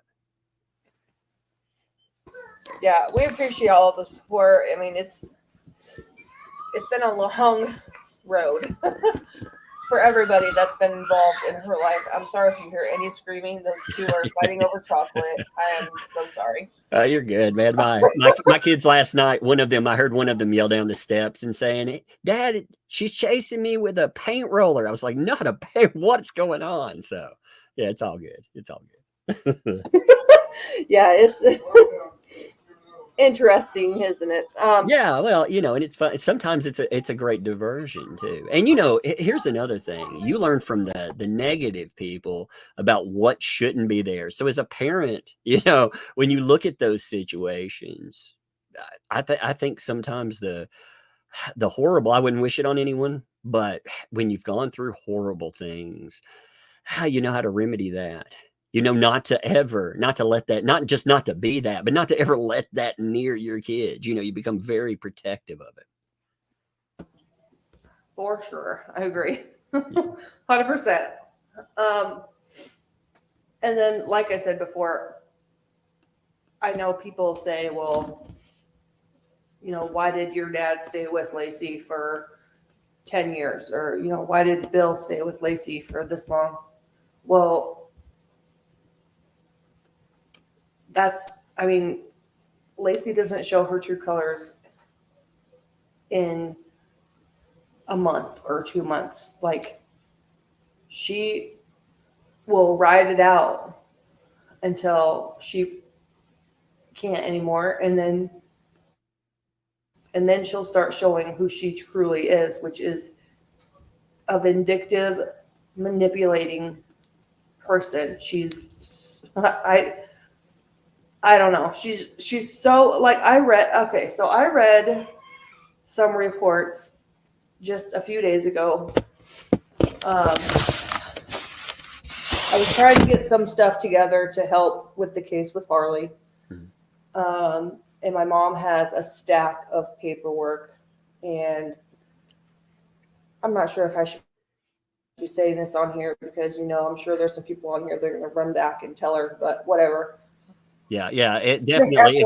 If there's something that you don't want to go into or you think could be weaponized, definitely, I would pick it because for sure they're listening. Just FYI, if it's something that comes out, it was me and not my mom, okay? Because my mom's not sharing anything, but I forced her to give me these papers. I told her I wanted to go through them to see if there was something that could help Harley. So, just FYI, if that's the case and something comes out, it was me, not her. Because, my mom is very, very defensive. She doesn't want to be involved. She has already been through enough when it comes to Lacey. So, and that's why she has literally 2 feet of stacked papers that have to do with Lacey. So, anyway, so I was reading this stuff and I'm like, oh, okay. So now it says that so it says in there, basically everybody's been sexually abused. So, sorry, am I supposed to say that? No, you can say whatever. You can. Okay. There's no limitation, no profanity, anything. I'll just know. Okay. Say anything you want. So basically everybody's been sexually abused. She said that Bill's 2 boys were sexually abused. Then she said Ashley. Then she said my brother Tommy. And then she said me. And then she said her daughter Michelle. And now it's Lindsay. It's like, really? Like I was reading it going, I don't understand how this could all be true. First of all, as a parent, Mommy, what's for dinner? hold on a minute. First of all, as a parent, I don't leave my children with people who I think are going to do anything to them. Second of all, if you are trusting your significant other, or you're in a relationship with them, why are you accusing them of these things? Like, she accused my dad even of inappropriately looking at her daughter, I guess, which Lindsay has verified was not true. She was saying that he went downstairs in the basement where they slept and was lifting the blanket up and looking at Michelle. Well, Lindsay said, I was in the bed with her. That didn't happen. And I mean, it just goes on and on and on. It's like, why are you trying to ruin everybody's life? And honestly, I told my person that I talked to that's very involved in this, and I'm not going to say her name, but I said, if she brings up something with my dad, then she will see how mean and nasty I can be, because my dad has nothing to do with this. And that's why I understand where Ashley's coming from. I was like, if she does that, she's going to see a very, very mean person. Like, I don't understand why she's trying to bring all of this stuff up years later. Like, Control. Michelle, her daughter Michelle, for instance, was living at my dad's house just 2 years ago. Now, if he sexually assaulted her, do you think that she would be living with him? No. Okay. So that's what I said. And I mean, granted, we're going to say she's probably was on drugs, possibly. I don't know. I really didn't even have that much contact with her at the time. I basically told my dad, you need to get her out of there. Like, bad idea. And he was like, well, she has nowhere to go. And he's so caring and loving. He was just like, I'm just trying to help her and da da da. And I'm like, bad idea. Let's get her out. So he did get her out of there. But I mean, never was she like vindictive like Lacey. You know, she was basically like, okay, I get it. She wasn't like, oh, I'm going to go to court and I'm going to tell them this or that or the other. Like, and never have I ever heard her say that my dad did something to her. And we used to be really close until she got deep into drugs. And I was like, yeah, I can't be around this. So, I mean, it's always Lacey above the accusations. And then it's the children who are like, what? Like my brother, he's like, what are you talking about? Like, she says, my brother was, sexually assaulted, and that my mom burnt him on the grill or in the oven. I don't freaking know. Some crazy stuff like that. And he's always like, I don't know what that means. I don't know. I don't know anything about that, So it's always her at the top, and then you got the next level, and then it's like the truth after that. Well, so a manipulator, when people like that, liars and manipulators, when they find a way to manipulate something that will allow them to have control, a coercive type of control, I mean, they'll continue to go back to it. And it's also a form of revenge, that type of personality. Again, I want to make this clear, not remote diagnosing anyone. I need to say that there's a liability thing. So I'm not diagnosing her. I will say, however, you see certain types of personalities that do things like this over and over again, and yeah, they're very vindictive. They're very petty and spiteful, and they have go-tos. They always have go-tos. And false accusers, I mean, the level of power that somebody can have just by accusing somebody is it's horrible. It's horrible. And it works. It works for these types of people. It sounds like it's worked for her quite a few times. Yeah, it has worked for her. And that's because she's very believable in what she says, which honestly, I don't understand how, because before the accusations were like so off the wall, you don't even, I mean, it's like, I don't know. I don't know how she's so believable. I guess that's what a manipulator does, but it's that personality type. I mean, you see that again. If you look at some of the biggest cases of like false accusers and manipulators, you know, a lot of people ask that. How do these people get into the lives of, you know, very prominent people, and how do they stay there? Well, it's the same personality. They become the thing that people think they need. If they lose control, after that, they start revealing themselves. If people try to get away from that, that's when they go to the abuse. Sometimes it's physical, sometimes it's mental, sometimes it's false accusations, but they find a way to abuse, and they find a way to keep people there and keep people dependent on them. right. And honestly, her mom was terrible. I mean, she even tried to take us from, like I said before, her mom tried to take us from my dad and her when they went on their little vacation, and her accusations were ridiculous too. It was like, oh, they're hanging kids from their ankles from the door, and I mean, literally ridiculous things. Like, I'm pretty sure that we would know if we were being hung from a bedroom door by our ankles. I mean, Indeed. You know, but it is, especially with kids. Sometimes if a person repeats that enough, like a kid can believe that, you know. But kids, after kids get out of these relationships, even with a parent, it's terrible to just call it a relationship, but that's all it is. It's a one-sided relationship. You have a manipulator, they manipulate everyone, they manipulate the kids themselves. But yeah, you know the truth. And unfortunately, it takes years for that truth to come out, if it ever does. And meanwhile, these people, sometimes they go around, they wreck dozens and dozens of lives in the process. yeah, she has definitely done that. And I don't, obviously, when it comes to Ashley's dad, and I told Ashley this straight up, I said, I wasn't there.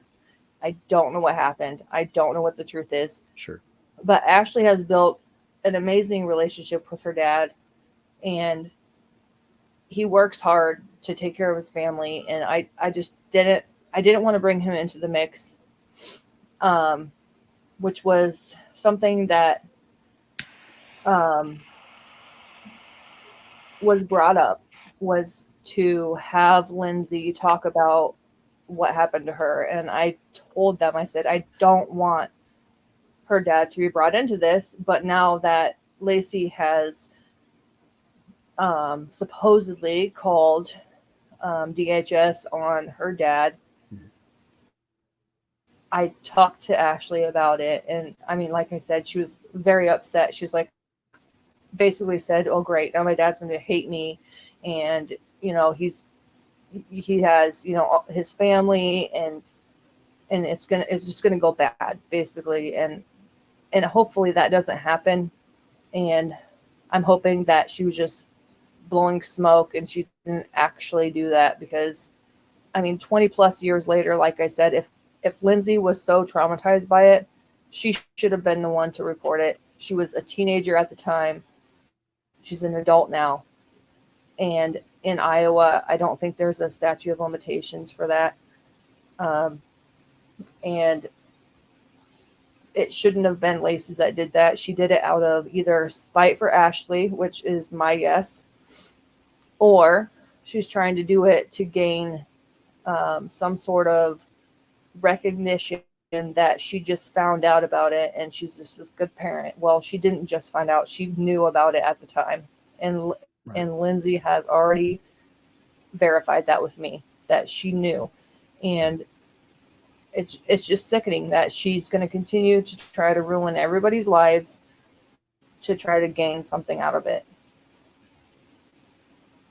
Yeah, and you're talking about Jeremy and George are on. Hi, Jeremy and George. Hey, what's up? I don't when I'm tired.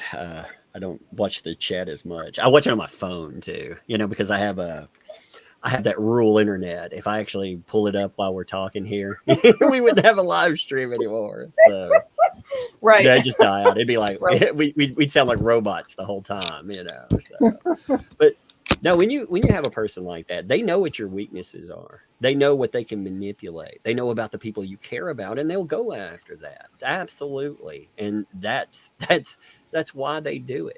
And the problem is that what needs to be understood there is they might have done that anyway. They might have done that just to be spiteful on, a day ending with Y because you exist. You didn't have to say or do anything. So at least this stuff is out there. It's again, it can showcase what leads up to all of that. She can't do this in the dark anymore. So yeah, I would love to say that she won't retaliate against any of you, but that's probably not the truth. She'll try to retaliate, but ultimately, like I said, you all have plenty of supports. You have any support you need. If you need a lawyer to cease and desist these folks, people would help. They'd help with whatever. So again, if y'all need help on that, like I'm legit when I say that. Wish that Ashley would put a retaliation suit on Lacey for what she has now claimed she did, which was called DHS on bill. But I mean, they're a young family with sure. 3 and sometimes 4 kids. They can afford a lawyer. They can, it's not something that's doable for them. So basically she's going to have to ride it out. And I mean, that's what I keep telling her is the end is near. Hopefully let's just keep going, and Lacey can come after me all she wants, which I doubt she will, because I've already had a very specific email that said, good luck with that. And if you do, it's not going to be good for you, basically. Because I'm not scared of her. She doesn't scare me one bit. But I wasn't manipulated and, abused like Ashley, for instance. I wasn't in that situation because I was thankfully taken out of it before, anything else could happen. So the mindset for Ashley, I completely understand it. Oh, yeah. But I mean, financially, she can't afford to go get a lawyer and sue her for retaliation because she's trying to help get Harley away from Harley away from Lynette, or whatever the hell her name is. And if she gets to that point, I mean, if the money thing wasn't part of the concern, and if she got to the point where she's like, again, all the other concerns are there, family, everything else. If she ever got to that point where she's like, yeah, then again, she has a lot of people, and some of us are very effective crowdfunders. So, yeah. If she ever decides to want to get frisky with that, hey man, I'm game. I'm total game. The money thing doesn't have to be a problem, but yeah, she has to mentally be there. And there's other stuff. Again, when I say that, I'm not trying to tell her in any way, shape, or form what to do. I mean, it's her lived experience, and she's still dealing with abuser, and that's what pisses me off. Ultimately, what I'd like to see there is her be able to live her life, her be able to talk about what happened with her, and be able to move on with, that's why you make videos about this stuff, because you're trying to figure out how to move on. She should be able to do that. Yeah, it honestly really hurt my feelings to read the stuff that Ashley had said to that therapist, because I had no idea. And if I did, as an adult at that point, I would have been there and I would have made sure that she got out of that situation. Sure. But I didn't know. And in some ways, I feel guilty because I did visit her there. I went there to see her, and nothing ever came up. But I mean, obviously Ashley was probably scared and didn't want to say anything, but I mean, the environment itself spoke, for itself basically. I mean, it was a dump where she lived, and I feel like I don't know. I wish I would have known because I would have helped her long before. Yeah, hindsight's very clear. You don't Yeah. be you've got to look at it a different way too. You were also victimized in this. You're a survivor in this as well. So you can't blame yourself. You can look at the now and how you go forward. If you want to have positive relationships there, you build them in the now. I mean, we can get stuck in the past. That's one of the tragedies that we see with people that are victimized. Oftentimes they get stuck in the past looking back, and the people around them, they blame themselves because they look back and they didn't see something that they couldn't see. So, you pick up in the now and you move forward, you make it positive, and you all heal together. Yeah, that's true. Yeah. And I love her. She's an amazing mom, and she has come out of, a very terrible situation. And I mean, I think she's still dealing with it, honestly, but I think that she's doing very well for what she has endured. And I think her husband for I mean, if she told you the story about how they met, I mean, it's heartbreaking, but it's also happy at the same time. I mean, she was homeless with her baby, and she was living in a hotel where he worked, and he took them in to his house at that time. And I mean, that's basically it. I mean, they clicked, and that was it. I mean, he took care of them, and I thank him for that because he is an amazing father too, and Sure. he's an amazing person. And I'm so glad that she met him, even though she was in like the darkest times of her life. And it's just really sad to go through what she did.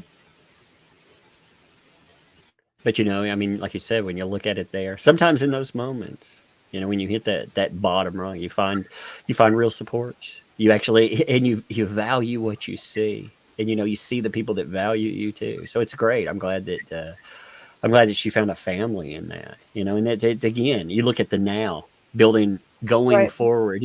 In our lives, like in therapy, and tell people this. If you set a goal, a tangible goal, like something contract, not I want to be happy, but how do we move forward, toward happiness? Well, it's just like walking toward a door. You got to take steps. You move forward with that. And she's taken a lot of steps to move forward. I mean, if you look back and see what she's come from, that's great. She should be proud of that. And I hope she hears that too. And it sounds like, you all have a good support system there. Unfortunately, you haven't been able to flush out that negative thing that does harm to you all. Well, it looks like Ashley's in the chat. She said, "Don't make me cry. I love you, sis." Yeah. Ash, I mean, I'm not trying to make her cry, but I'm grateful for her being so strong, and I'm grateful for her husband. And Lacey, I just wish was, so many feet underground right now. Sorry. No, I mean, you want somebody away. I mean, that's understandable. In a pool or something. I don't know. Yeah, we online we say that. Yeah, well, it's not really. It's in Minecraft. It's in Minecraft. Yeah. Yeah, exactly. Yeah. You just It's put always bricks on top YouTube. of We're it. talking about That's all. Minecraft. No, but I mean, it's okay to feel that way. Again, you're talking about with your therapist. Feeling and having other people feel. That's because what you're talking about is heartbreaking. Like all of this stuff is horrible, and it's horrible that you all have dealt with such a monster alone for so long. I mean, you have each other, but again, all of you, everybody there is a victim in this. They're a victim of this person that destroys lives. And I thank all of y'all for coming out, because again, a lot of us at first I focused on the clown show that stuff that was happening in Levy County, not all the people, but just these people that Right. brought to it. But then there's so much more. There's this underlayer of it, and I'm Right. glad It's that like- you all shared that. It's like a hilarious clown show, like you said, but then there's also the underlayer where people have been truly hurt by this person. And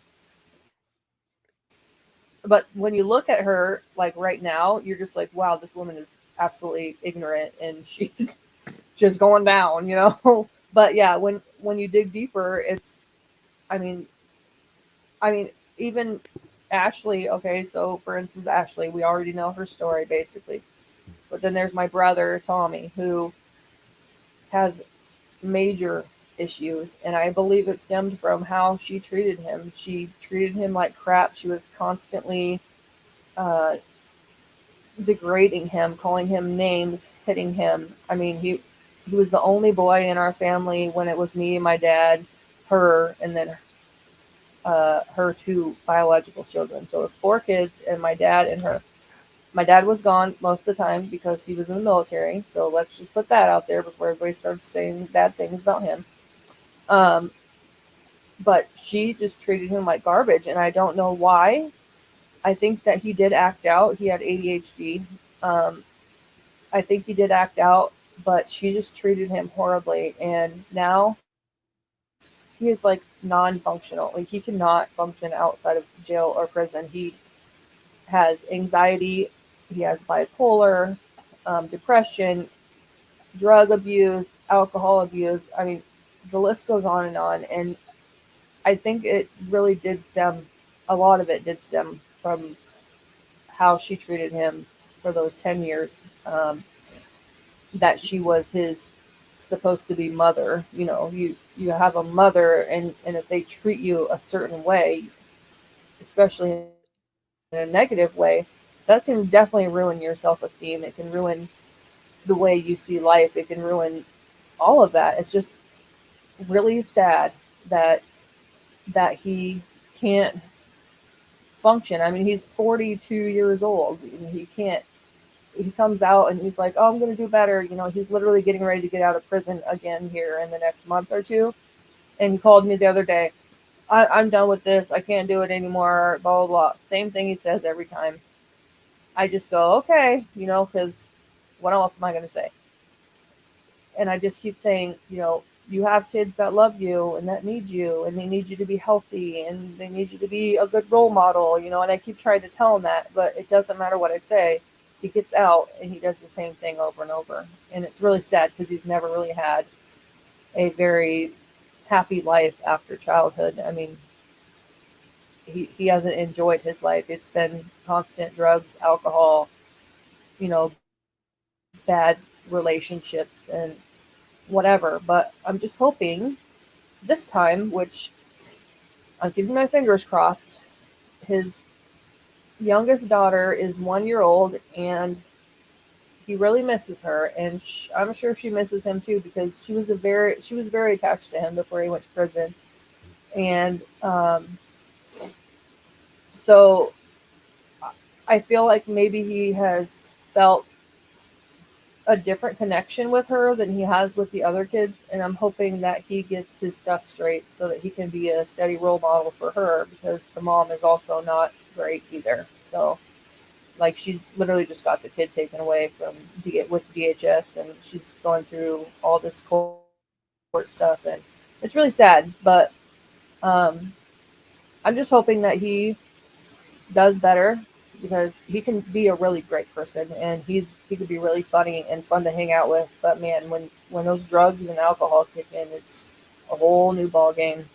Well, that level, that dysfunction, you know, that you see, like drugs and alcohol are oftentimes coping skills for, oh shit, my power just went out for a second. Let me see, I got my stereo. That's why I was like, oh shit, my oh shit. Yeah, so here I've got a backup. I actually installed a backup that keeps me online. So as long as I've got a 30-minute window, and if it kicks back in, cool. If I just drop off though in 30 minutes, people don't know why. But yeah, I was like, oh shit, the lights went out. What happened? And what I was saying is, drugs and alcohol are coping skills. They're not positive you know, we learn, we hear coping skills with like breathing techniques or journaling and Right. stuff. Well, those are positive, but negative coping skills we learn are punching a wall when we're angry, or using drug and alcohol to go and cover up pain. I mean, that stuff That's coping. Yeah. And when you get out, I mean, it's unfortunate because sometimes the things that we experience consume our lives. They do. That's a terrible situation. Like I said, it's terrible because when you look at this one person, everyone surrounding that person they've been damaged in some way. In some way, all the stories, they're heartbreaking. Right. And honestly, when I went to therapy with that therapist that I just love, we literally started from, as young as I could remember and talked about, until now, basically, or when I was seeing her. And we were trying to figure out where my anxiety stemmed from. And we basically came up with, chaos, like situations that are just pure chaos. Because if things start getting out of hand, I can literally feel it, just like if people are screaming or things are happening, like I start getting, like my neck starts getting all tensed up and I just start getting like heart palpitation. Like I just start freaking out. And she said, well, I think that comes from when you were talking about your ex-stepmother throwing things and screaming and just being so unpredictable that you don't even know what's going to happen. And I was like, I never thought of it that way. Like I literally didn't understand why I'm so anxious. Yeah. And I said, well, but why would it come now and not before? And she said, because your body does what it wants, basically. Like it doesn't always happen right away. Well, it's that Your brain works on its own. it's that fight or flight too. Sometimes when Yeah. we can't run from feelings in the past. It's not like being chased by a bear. When we're chased by the past, where do we run to? And sooner or later, it does catch up with you. And yeah, the body, it's going to react some way. So, right. Whoa, hello. Sorry. Sorry about you're that. good. Never apologize. Like I said, you don't ever, with anybody. If The anybody monster understands. 3-year-old just Yeah. arrived. Okay. My oldest, she's 10 now, but when she was younger, she would get in behind me and she would, when I'm recording, she would do like the Jason Voorhees, the and it'd scare the heck out of me.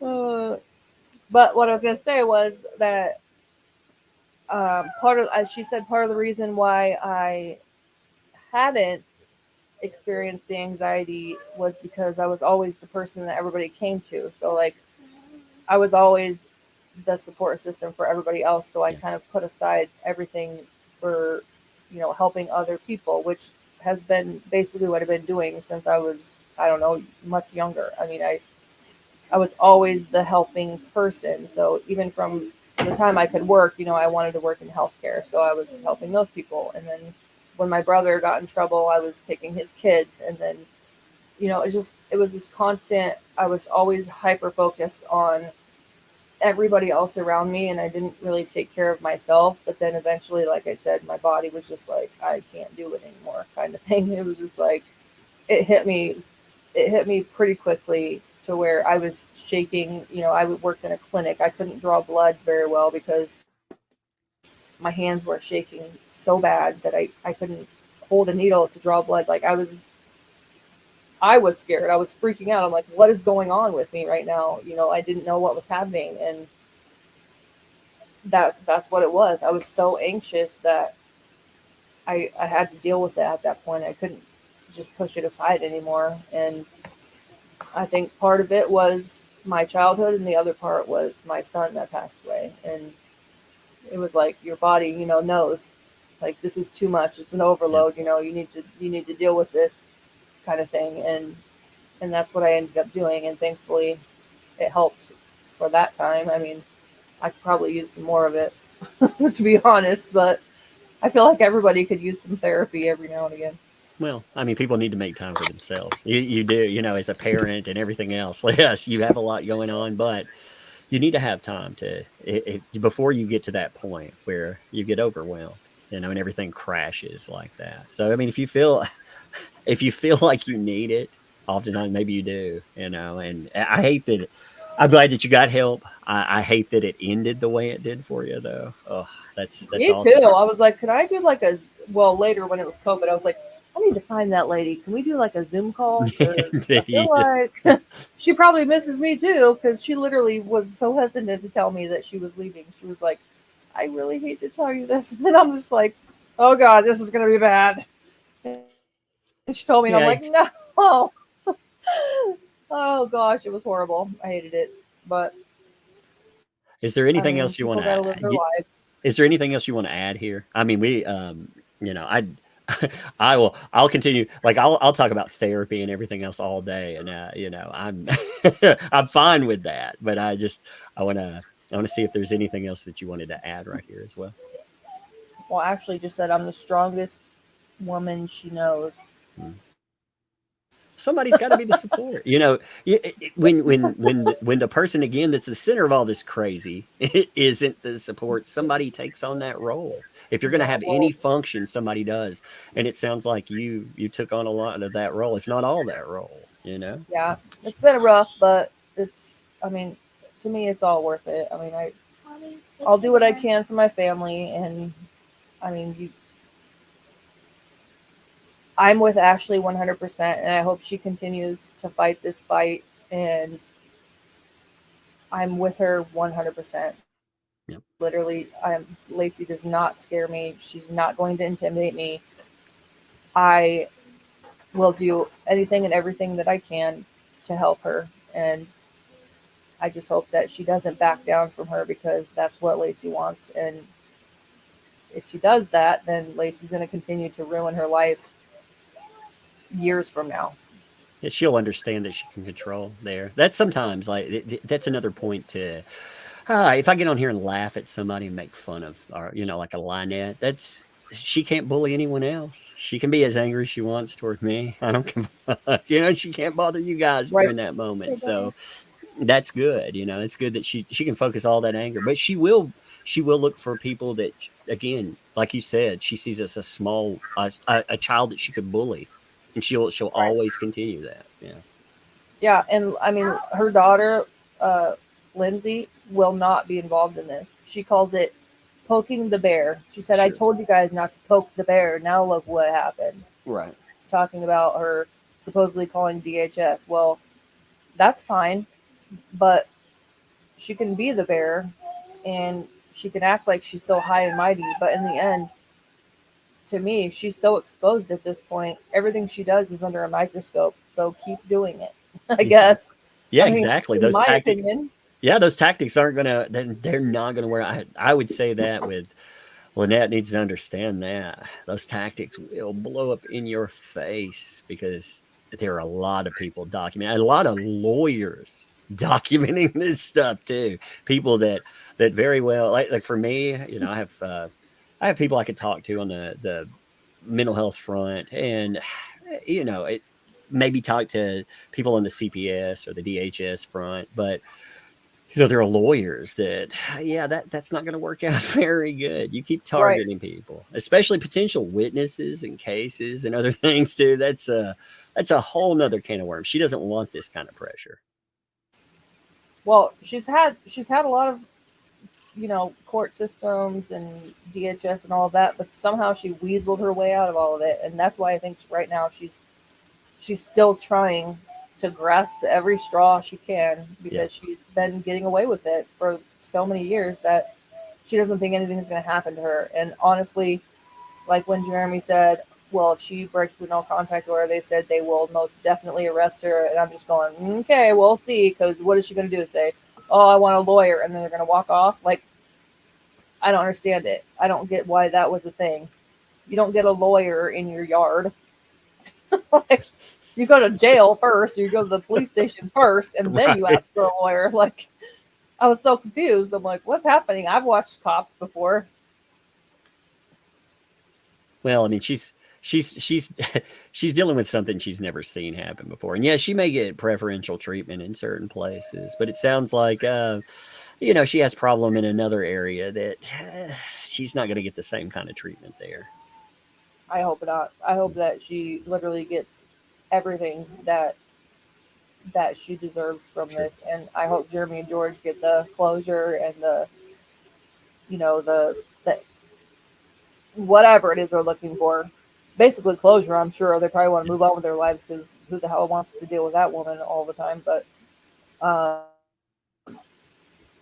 and I hope that Harley gets to go back where she belongs, and she doesn't belong with her or her family. She never got a chance to be with her siblings, and that to me is sickening as well. So, Yeah, well, is there, like I say, is there anything else you want to add today? um, Right.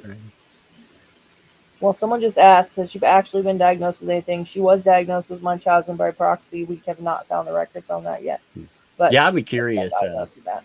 I'd be curious to look at diagnosis there. You know, if that ever comes up again, you Oh, know. and Lacey was just recently in the last couple days threatening the biological family of Harley.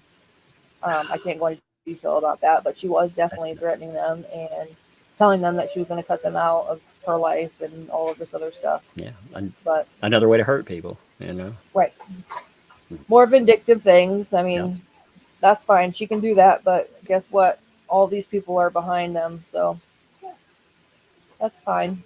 Yeah, it's going to be hard again. The amount of people. I don't think these folks comprehend the amount of eyeballs that are looking at this stuff, and it just keeps getting bigger. I mean, some of the Right, articles, like the two Megan Fox articles, trended number 1 over. We're talking about over any other place out there because there was so much attention brought to this case so far, and it just keeps getting bigger.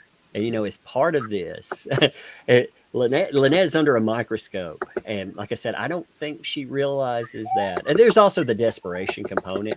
Somebody falling down a tree tries to grab every branch, and break them on the way down sometimes. right, for sure. Hopefully, she gets that rude awakening soon, though, because I can't wait for it.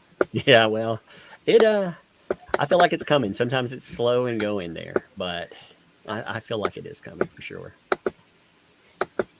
Hopefully, I was trying to see what Ashley said, but now I can't find it. Yeah, I was looking through the Oh, chat I there. love when y'all call her Spacey Lacey. It makes me giggle every time. Spacey Lacey. Yeah, True it's story. fascinating. It is fascinating. Like now that like when I first heard about this, her being referred to as multiple names was just it's bizarre. Again, when somebody has that many aliases, there's a reason for that.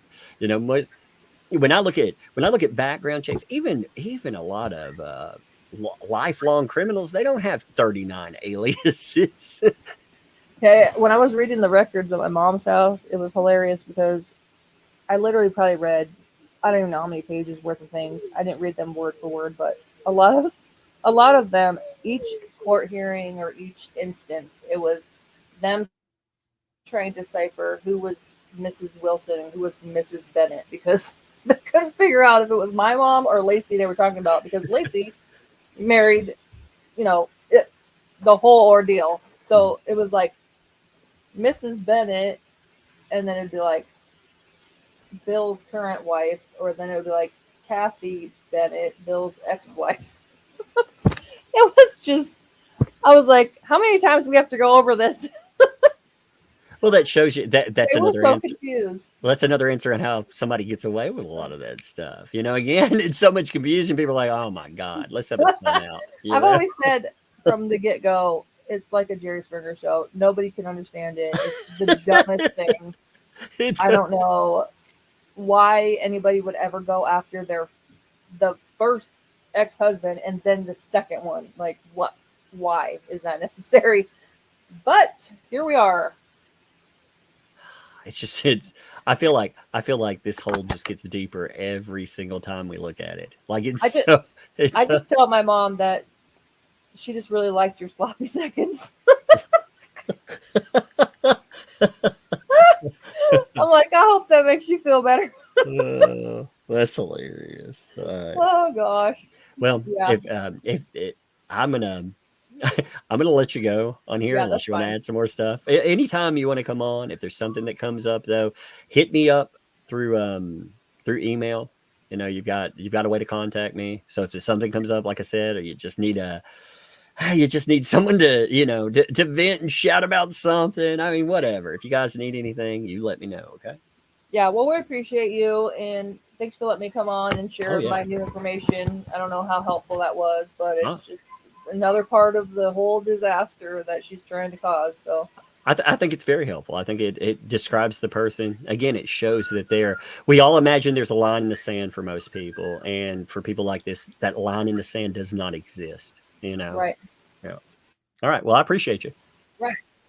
All right. Thanks. All right. Well, thank you. And thanks for all the support for all the people commenting. Ashley and I appreciate it. My brother appreciates it, I'm sure, even though he's, behind bars somewhere. But I'll let him know you guys are praying for him.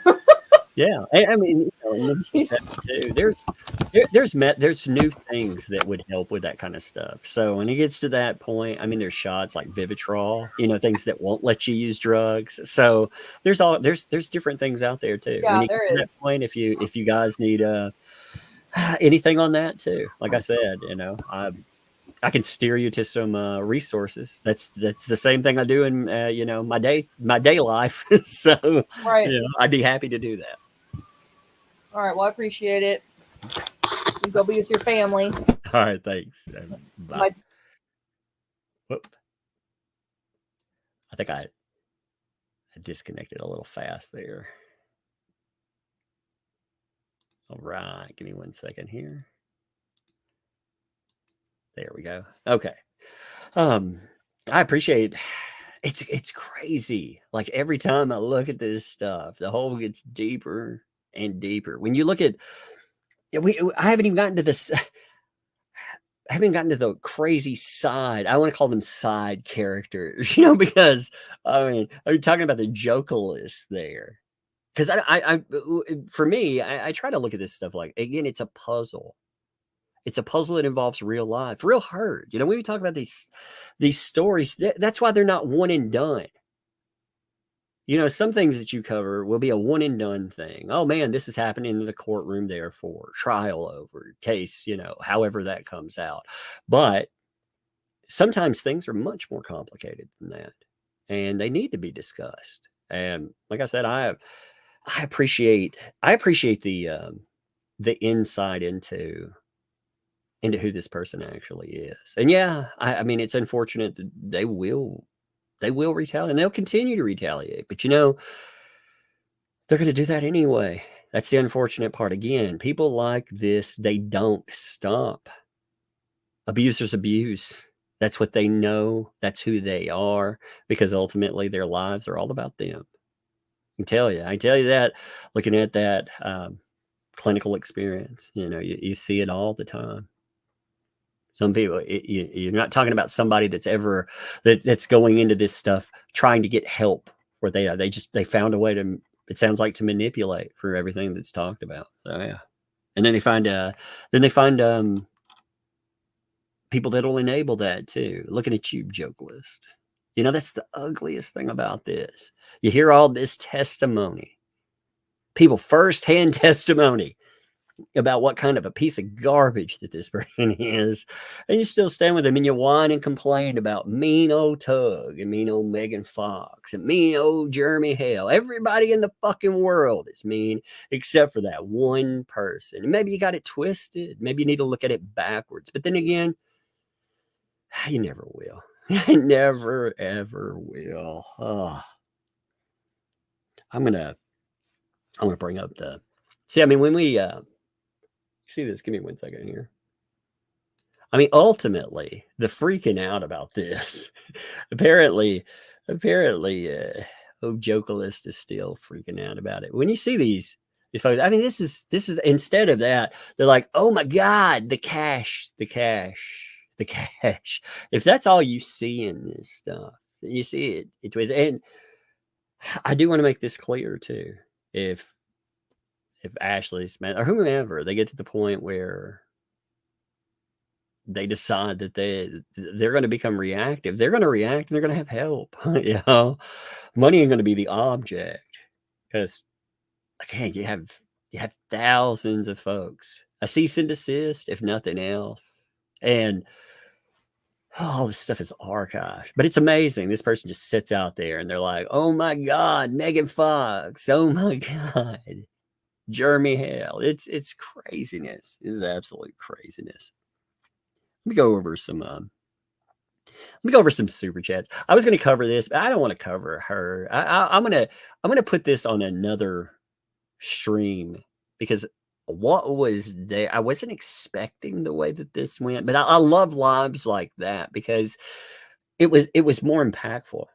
Just to be honest, we can laugh at a moron anytime that we want, but to truly tell somebody that it's okay to need help. It's okay to hurt. It's okay to get to the point where somebody's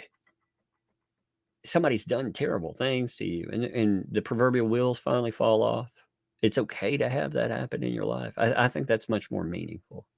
So I don't want to bring that person back up in this. I will laugh at them. I will laugh at them a lot, but I just don't want to put it with that because again, I think that's much more meaningful on the back end for that. Oh man, I'm gonna cover super chat, see if there's there, and every time I'm glad. One of the things, this is also one I talk about. Different people will bring different things to coverage too. I appreciate the lawyers that I see, the journalists, like I appreciate the DUI guys. I appreciate the Megan Foxes, and I'm glad that looking at this from a mental health aspect, because again, false accusers, situations like this, they do real damage, and the damage gets lost a lot of times when you have these life stories. I just watched that documentary, My Wife, My Abuser. It's about a guy who if you haven't seen it, it's horrible, one of the worst cases that has been documented out there for a male victim. And the point in that, when I bring that up, is you're talking about 20 years of insanity, and it made conversation come up on social media for 2 days. And there should be more than 2 days of conversation that come up about that stuff. So I'm glad that the conversation continues because it's real and it impacts people's lives. Right, let's see. Now, I'll see a bunch of folks that said, hey, Samantha's got news, and I'm glad you guys point this out too, because I don't, when I'm controlling there, I try to keep an eye on the chat, but I don't notice everything. I'd like to, one of the lives too, I really want to get Madam Mayor on and talk about the background. People are like, you have no idea what she went through.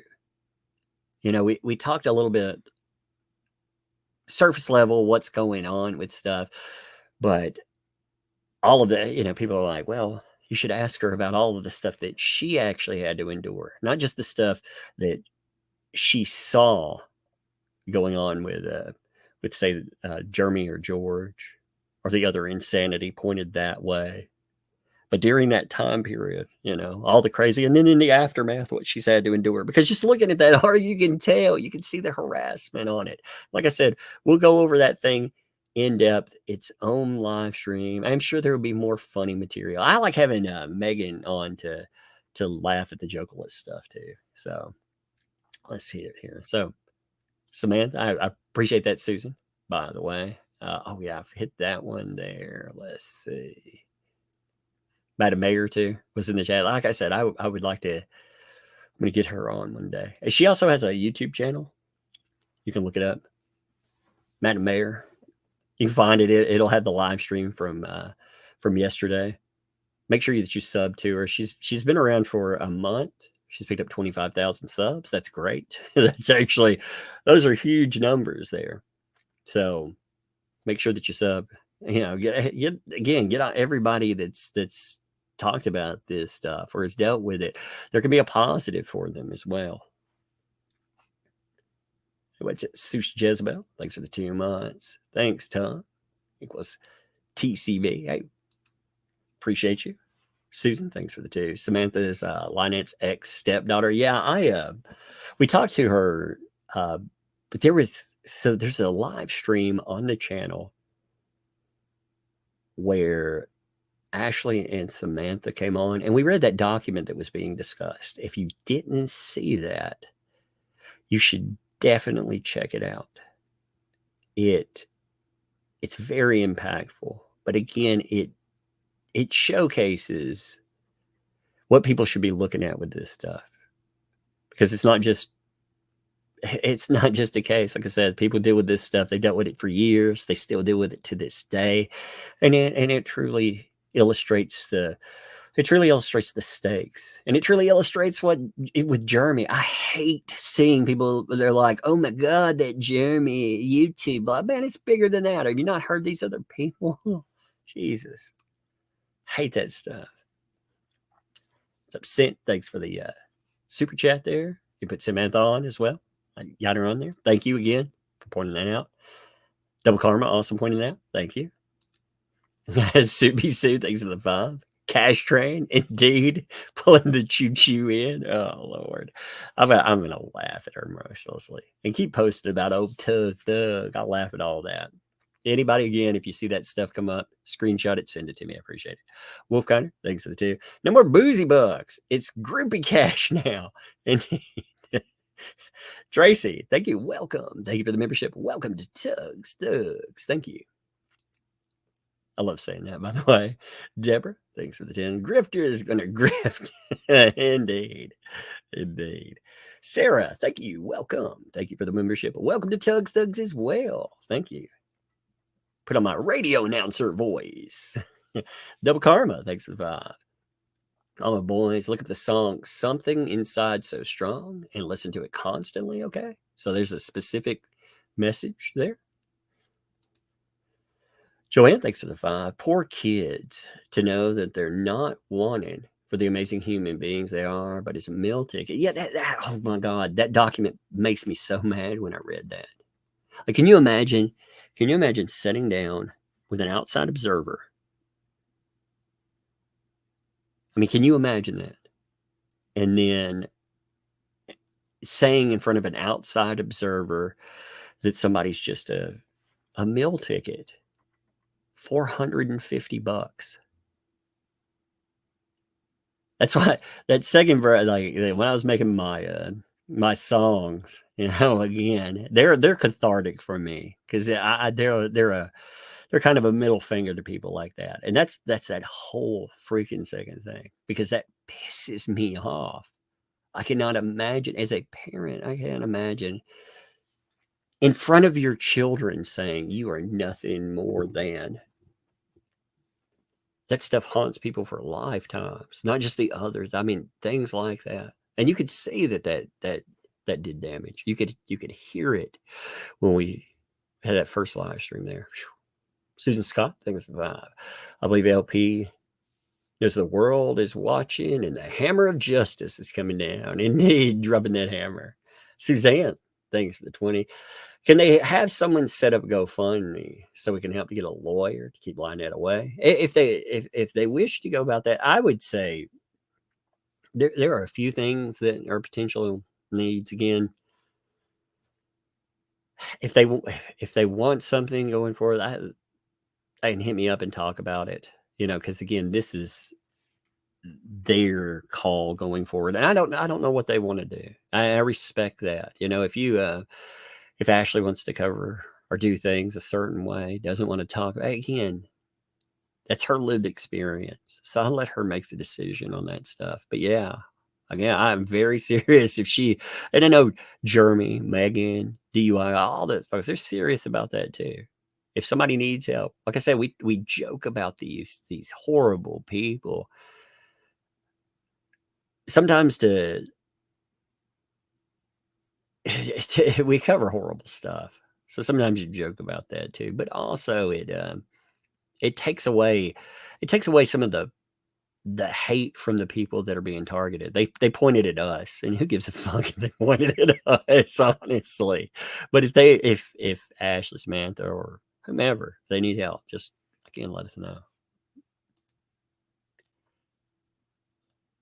Dork Auditor, thanks for the 2. Should be talking about this in front of kids. Well, when you're, unfortunately, as a parent, here's the thing. Sometimes you don't get to talk about it ever. You know, I mean, they're gonna be around. My kids, I shut down because I have the benefit of my kids have to walk down steps and they have to do all this stuff. They're still pretty quick, but they're focused on something else. They're not, they're focused on go to the bathroom or getting their coat or whatever. I commend the people who talked about that. Not to mention the kids that like some dinner. My kids again. You're dealing with people here that need to talk about what's going on. They need to. They're dealing with this in the dark for this long. You focus on the wrong people. It's easy to criticize. It's very easy to criticize. Mama boys, thanks, dude. Don't make me cry. I love you, sissy. Oh man, I love all you folks too. It is. I'm glad that you all have built a positive relationship moving forward. And again, when you're looking at this stuff, I'm glad that in the now you have something positive, and forward you're moving towards something positive. And if you ever have to look backwards, you look backwards for healing, but you never let anybody pull you backward. As long as I'm proud to see you all have done that. It's good. Michelle, thanks for the 2 there. Lynette is witness tampering, going after them. Well, and not only that, she's potentially, she's allegedly, I'm going with allegedly there. That was what Samantha used. She's allegedly weaponizing governmental services while all this stuff's going on. She's doing it in front of the world. No. Subi Sue, thanks for the 20 months there. Thank you for all you do. I've been through some of this. You're amazing. I appreciate you. Hey, I'm glad that people can, Double Karma, thanks for the 2. Newsflash, DUI guy coming to Otter Creek in April. That will be something to see. I'll definitely, I'll grift off his stream. I mean, I'll definitely not simul stream you. No, I'm just kidding. It'll be good for him to go out there. It'll be good to see. I'm so curious about all this stuff. So it'll be fascinating to see it through his eyes there too. I look forward to it. Shield Nathan, thanks for 60 months. Don't poke the bear. Have it stuffed to put on display. Indeed. You don't have to poke the bear. That's the thing. Like people, you should never have to walk around on eggshells around somebody that did horrible things to you. In your past, they made themselves the overcomer, the insurmountable. That was the word I looked for. Insurmountable monster that's there. And they try to be that thing over and over again. Don't ever talk about that. But you know what? Again, it's your lived experience. And they're still doing it. So yeah, don't. It's frustrating that they do that too. And that, again, that is a go-to for so many abusers. Angela, thank you. Welcome. Thank you for the membership. Welcome to Tug Stux. Thank you for that. Also, Rose, thank you. Welcome. Thank you for the membership. Welcome to Tug Stux. Deborah, thanks for the 20. Just another passenger on that train. Choo-choo. Indeed. I need some graphics for a little train or something. Might be a little train graphic for this. Larry, thanks for 5. The service we do for others is payment for the thereafter. Ali. If it's signed by him, great quote. It is. That's a great quote. I like that. Thank you for sharing that. Ray said, thank you for the gifted membership. Thank you.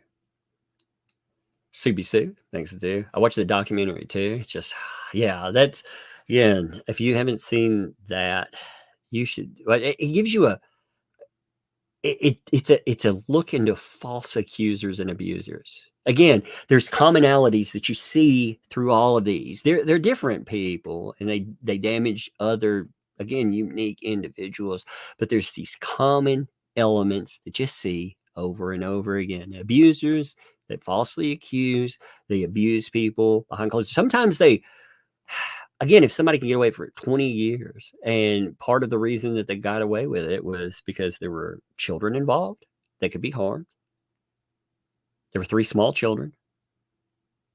They threatened false accusations. They would scream out, "Oh no!" So the neighbors would hear while they were abusing another person. They'd scream out, "Oh no! Don't do that to me!" So neighbors would hear it. They would text other people about it. I mean, again, it's almost like it's a playbook because it works for these folks. It's crazy. Jack's mom, thanks for 2. Can she get in trouble for witness tampering? I would ask a lawyer about that. Ask some DUI guy. Stacy, thanks for 2. Bless your tub. Love your heart. I appreciate it. I hate seeing people in need. I really hate it. Like I said, this is for any of you out there too. There's in mental health in the United States, there's this thing called sliding scale services. If you don't have insurance, and many people don't, if you don't have money to go, you ask for sliding scale coverage. It adjusts to how much money you have, and any place that accepts federal dollars has to do that. Places that don't still oftentimes do it. But if a place gets federal dollars for mental health services, they have to give some type of sliding scale fee. It is a requirement. They will not advertise that, but they do. So you ask them about sliding scale. And again, you can get help that you need, and you can get it for free. I wanted to, I talked about charities in the past. One of the charitable organizations I'd love to see opened up. I had this idea. I've had this idea since I started with mental health. I don't know anything about making a charitable organization, but I'd like to see a place that would cover the costs for as many people as it could outside of the sliding scale. So say you have to have $20 that goes to a copay, you need $20 more, and you don't have that. I'd like to see an organization that supplies those $20. If it gets bigger and bigger, that's how you bring mental health coverage back to people who need it, because the people who truly need it are typically the people who cannot afford it. You see that. I work in crisis areas. The companies I've worked for, they've worked out in areas that you don't have any other organizations that are working there. Most people, like in these areas, they're poor. You're talking about some of the poorest areas in the United States. So it'd be good to be able to bring that. Oh, boys, thanks, dude. Thank you all for the love and prayers. We love you all. Hey, and it's back to you all too. Again, you're not dealing with this stuff alone. I really want to stress that. You are not alone in there. And yes, moment to moment, hour to hour, day to day, these aren't stories. These are things that impact your lives. And some of us understand that. Some of us do understand that. And again, you need help. Let us know. Rose, thanks for the 5 there.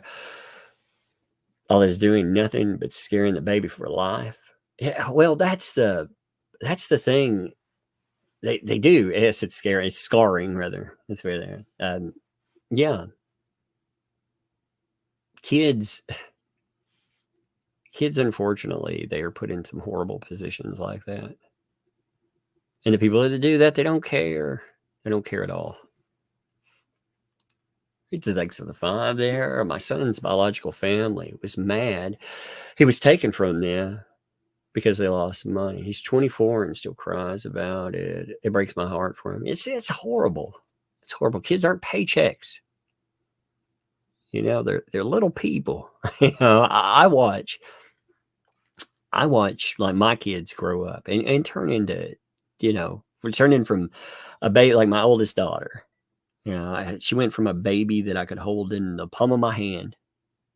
I have large hands, but I could hold her in the palm of my hand. I could put her in one hand, and I've watched her, all the way to 10. And we're talking about when people look at that and they see a paycheck. I can't imagine looking at that way. It just disgusts me. Tracy thinks of 5. I live in Florida. If Ashley wants to face the demon, all she needs to do is ask. Yeah, if she needs help legally, again, I would think the things that she would, if she wants to talk about this with a lawyer, there's help for that. And if she wants to talk to, again, a professional about needs, because you have to, it's not about, here's the thing I didn't say, but I should have said this too. When you're looking at this, remember, it's not about Lynette, it's about you guys. Like, that's the one thing people in our scope there, we focus so much of our energy on this person, but it's about you and how you move from this spot and you continue moving forward. And remember, when you're moving forward in a positive manner, a lot of people imagine positive growth as like climbing a mountain, and it's not that. Some days, positive moving forward is just getting out of bed and being able to face things and learning not to let it shut you down. And over time, you climb a little bit more and a little bit more, and it's amazing. It's amazing when you look back too. Look at where you were and look at where you are now. Yeah, but yeah, it's all about you. Rachel, thanks for the tune. Need a laugh? Check out Rosalind Duke, funny songs. I'll check it out for sure. Liz, what's up, Liz? Thanks for the 69, 70 there. I'm always here listening. Love you, Tug and family. I appreciate you too. There's so many. I have been blessed in doing this stuff. I've been blessed that I've been able to do something outside of my regular life that I think is important. Like you folks, you are the channel. Like Jeremy said, and I say this, I was glad. One thing I loved hearing was, I mean, you folks are these, we're fortunate to have a microphone. You've come in, you've supported, you've allowed us to do works. I mean, again, if some of tonight might have been like, his part talking about what's going on, and some of it's almost like doing therapy, and I'm glad for it. I'm glad. I like it. I like being able to, I like that we can build something that can make positive change. Jag R55. I just, you notice I'll pick out like a letter or a few letters and I'll just stop there. Thank you. Welcome. Thank you for the membership. Welcome to Doug's Dugs. Heather, thanks for the two. I'd like to hear Nate's take on this. Yeah, see, I like hearing lawyers discuss this. And Nate would be interesting because Nate has a law enforcement background. So I do think that would be fascinating to hear too. And Susan also thinks so too. The little engine that could. Indeed. Now, after talking about that stuff, I want to put on, I'm going to end with my hat rack song. Like I said, the second,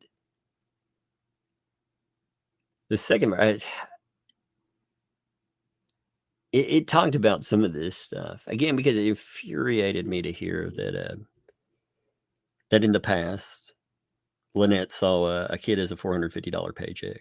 So I'm going to end with that. And I appreciate you folks that have made this again. We'll probably do a live stream tomorrow. I've been wanting to talk to somebody that is involved with Scientology. I've been setting that up because that stuff is insane. But I want to cover the inside the court case for this. I've just been waiting. There were so many people that were talking about it at one time that, again, I don't want to be first.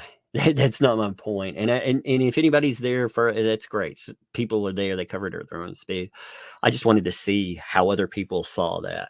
And then I want to talk about it. So we'll do that. I probably won't do a live stream Friday, but we'll start doing that whenever. We'll get there. So anyway, I'm gonna song it out, and I appreciate you folks.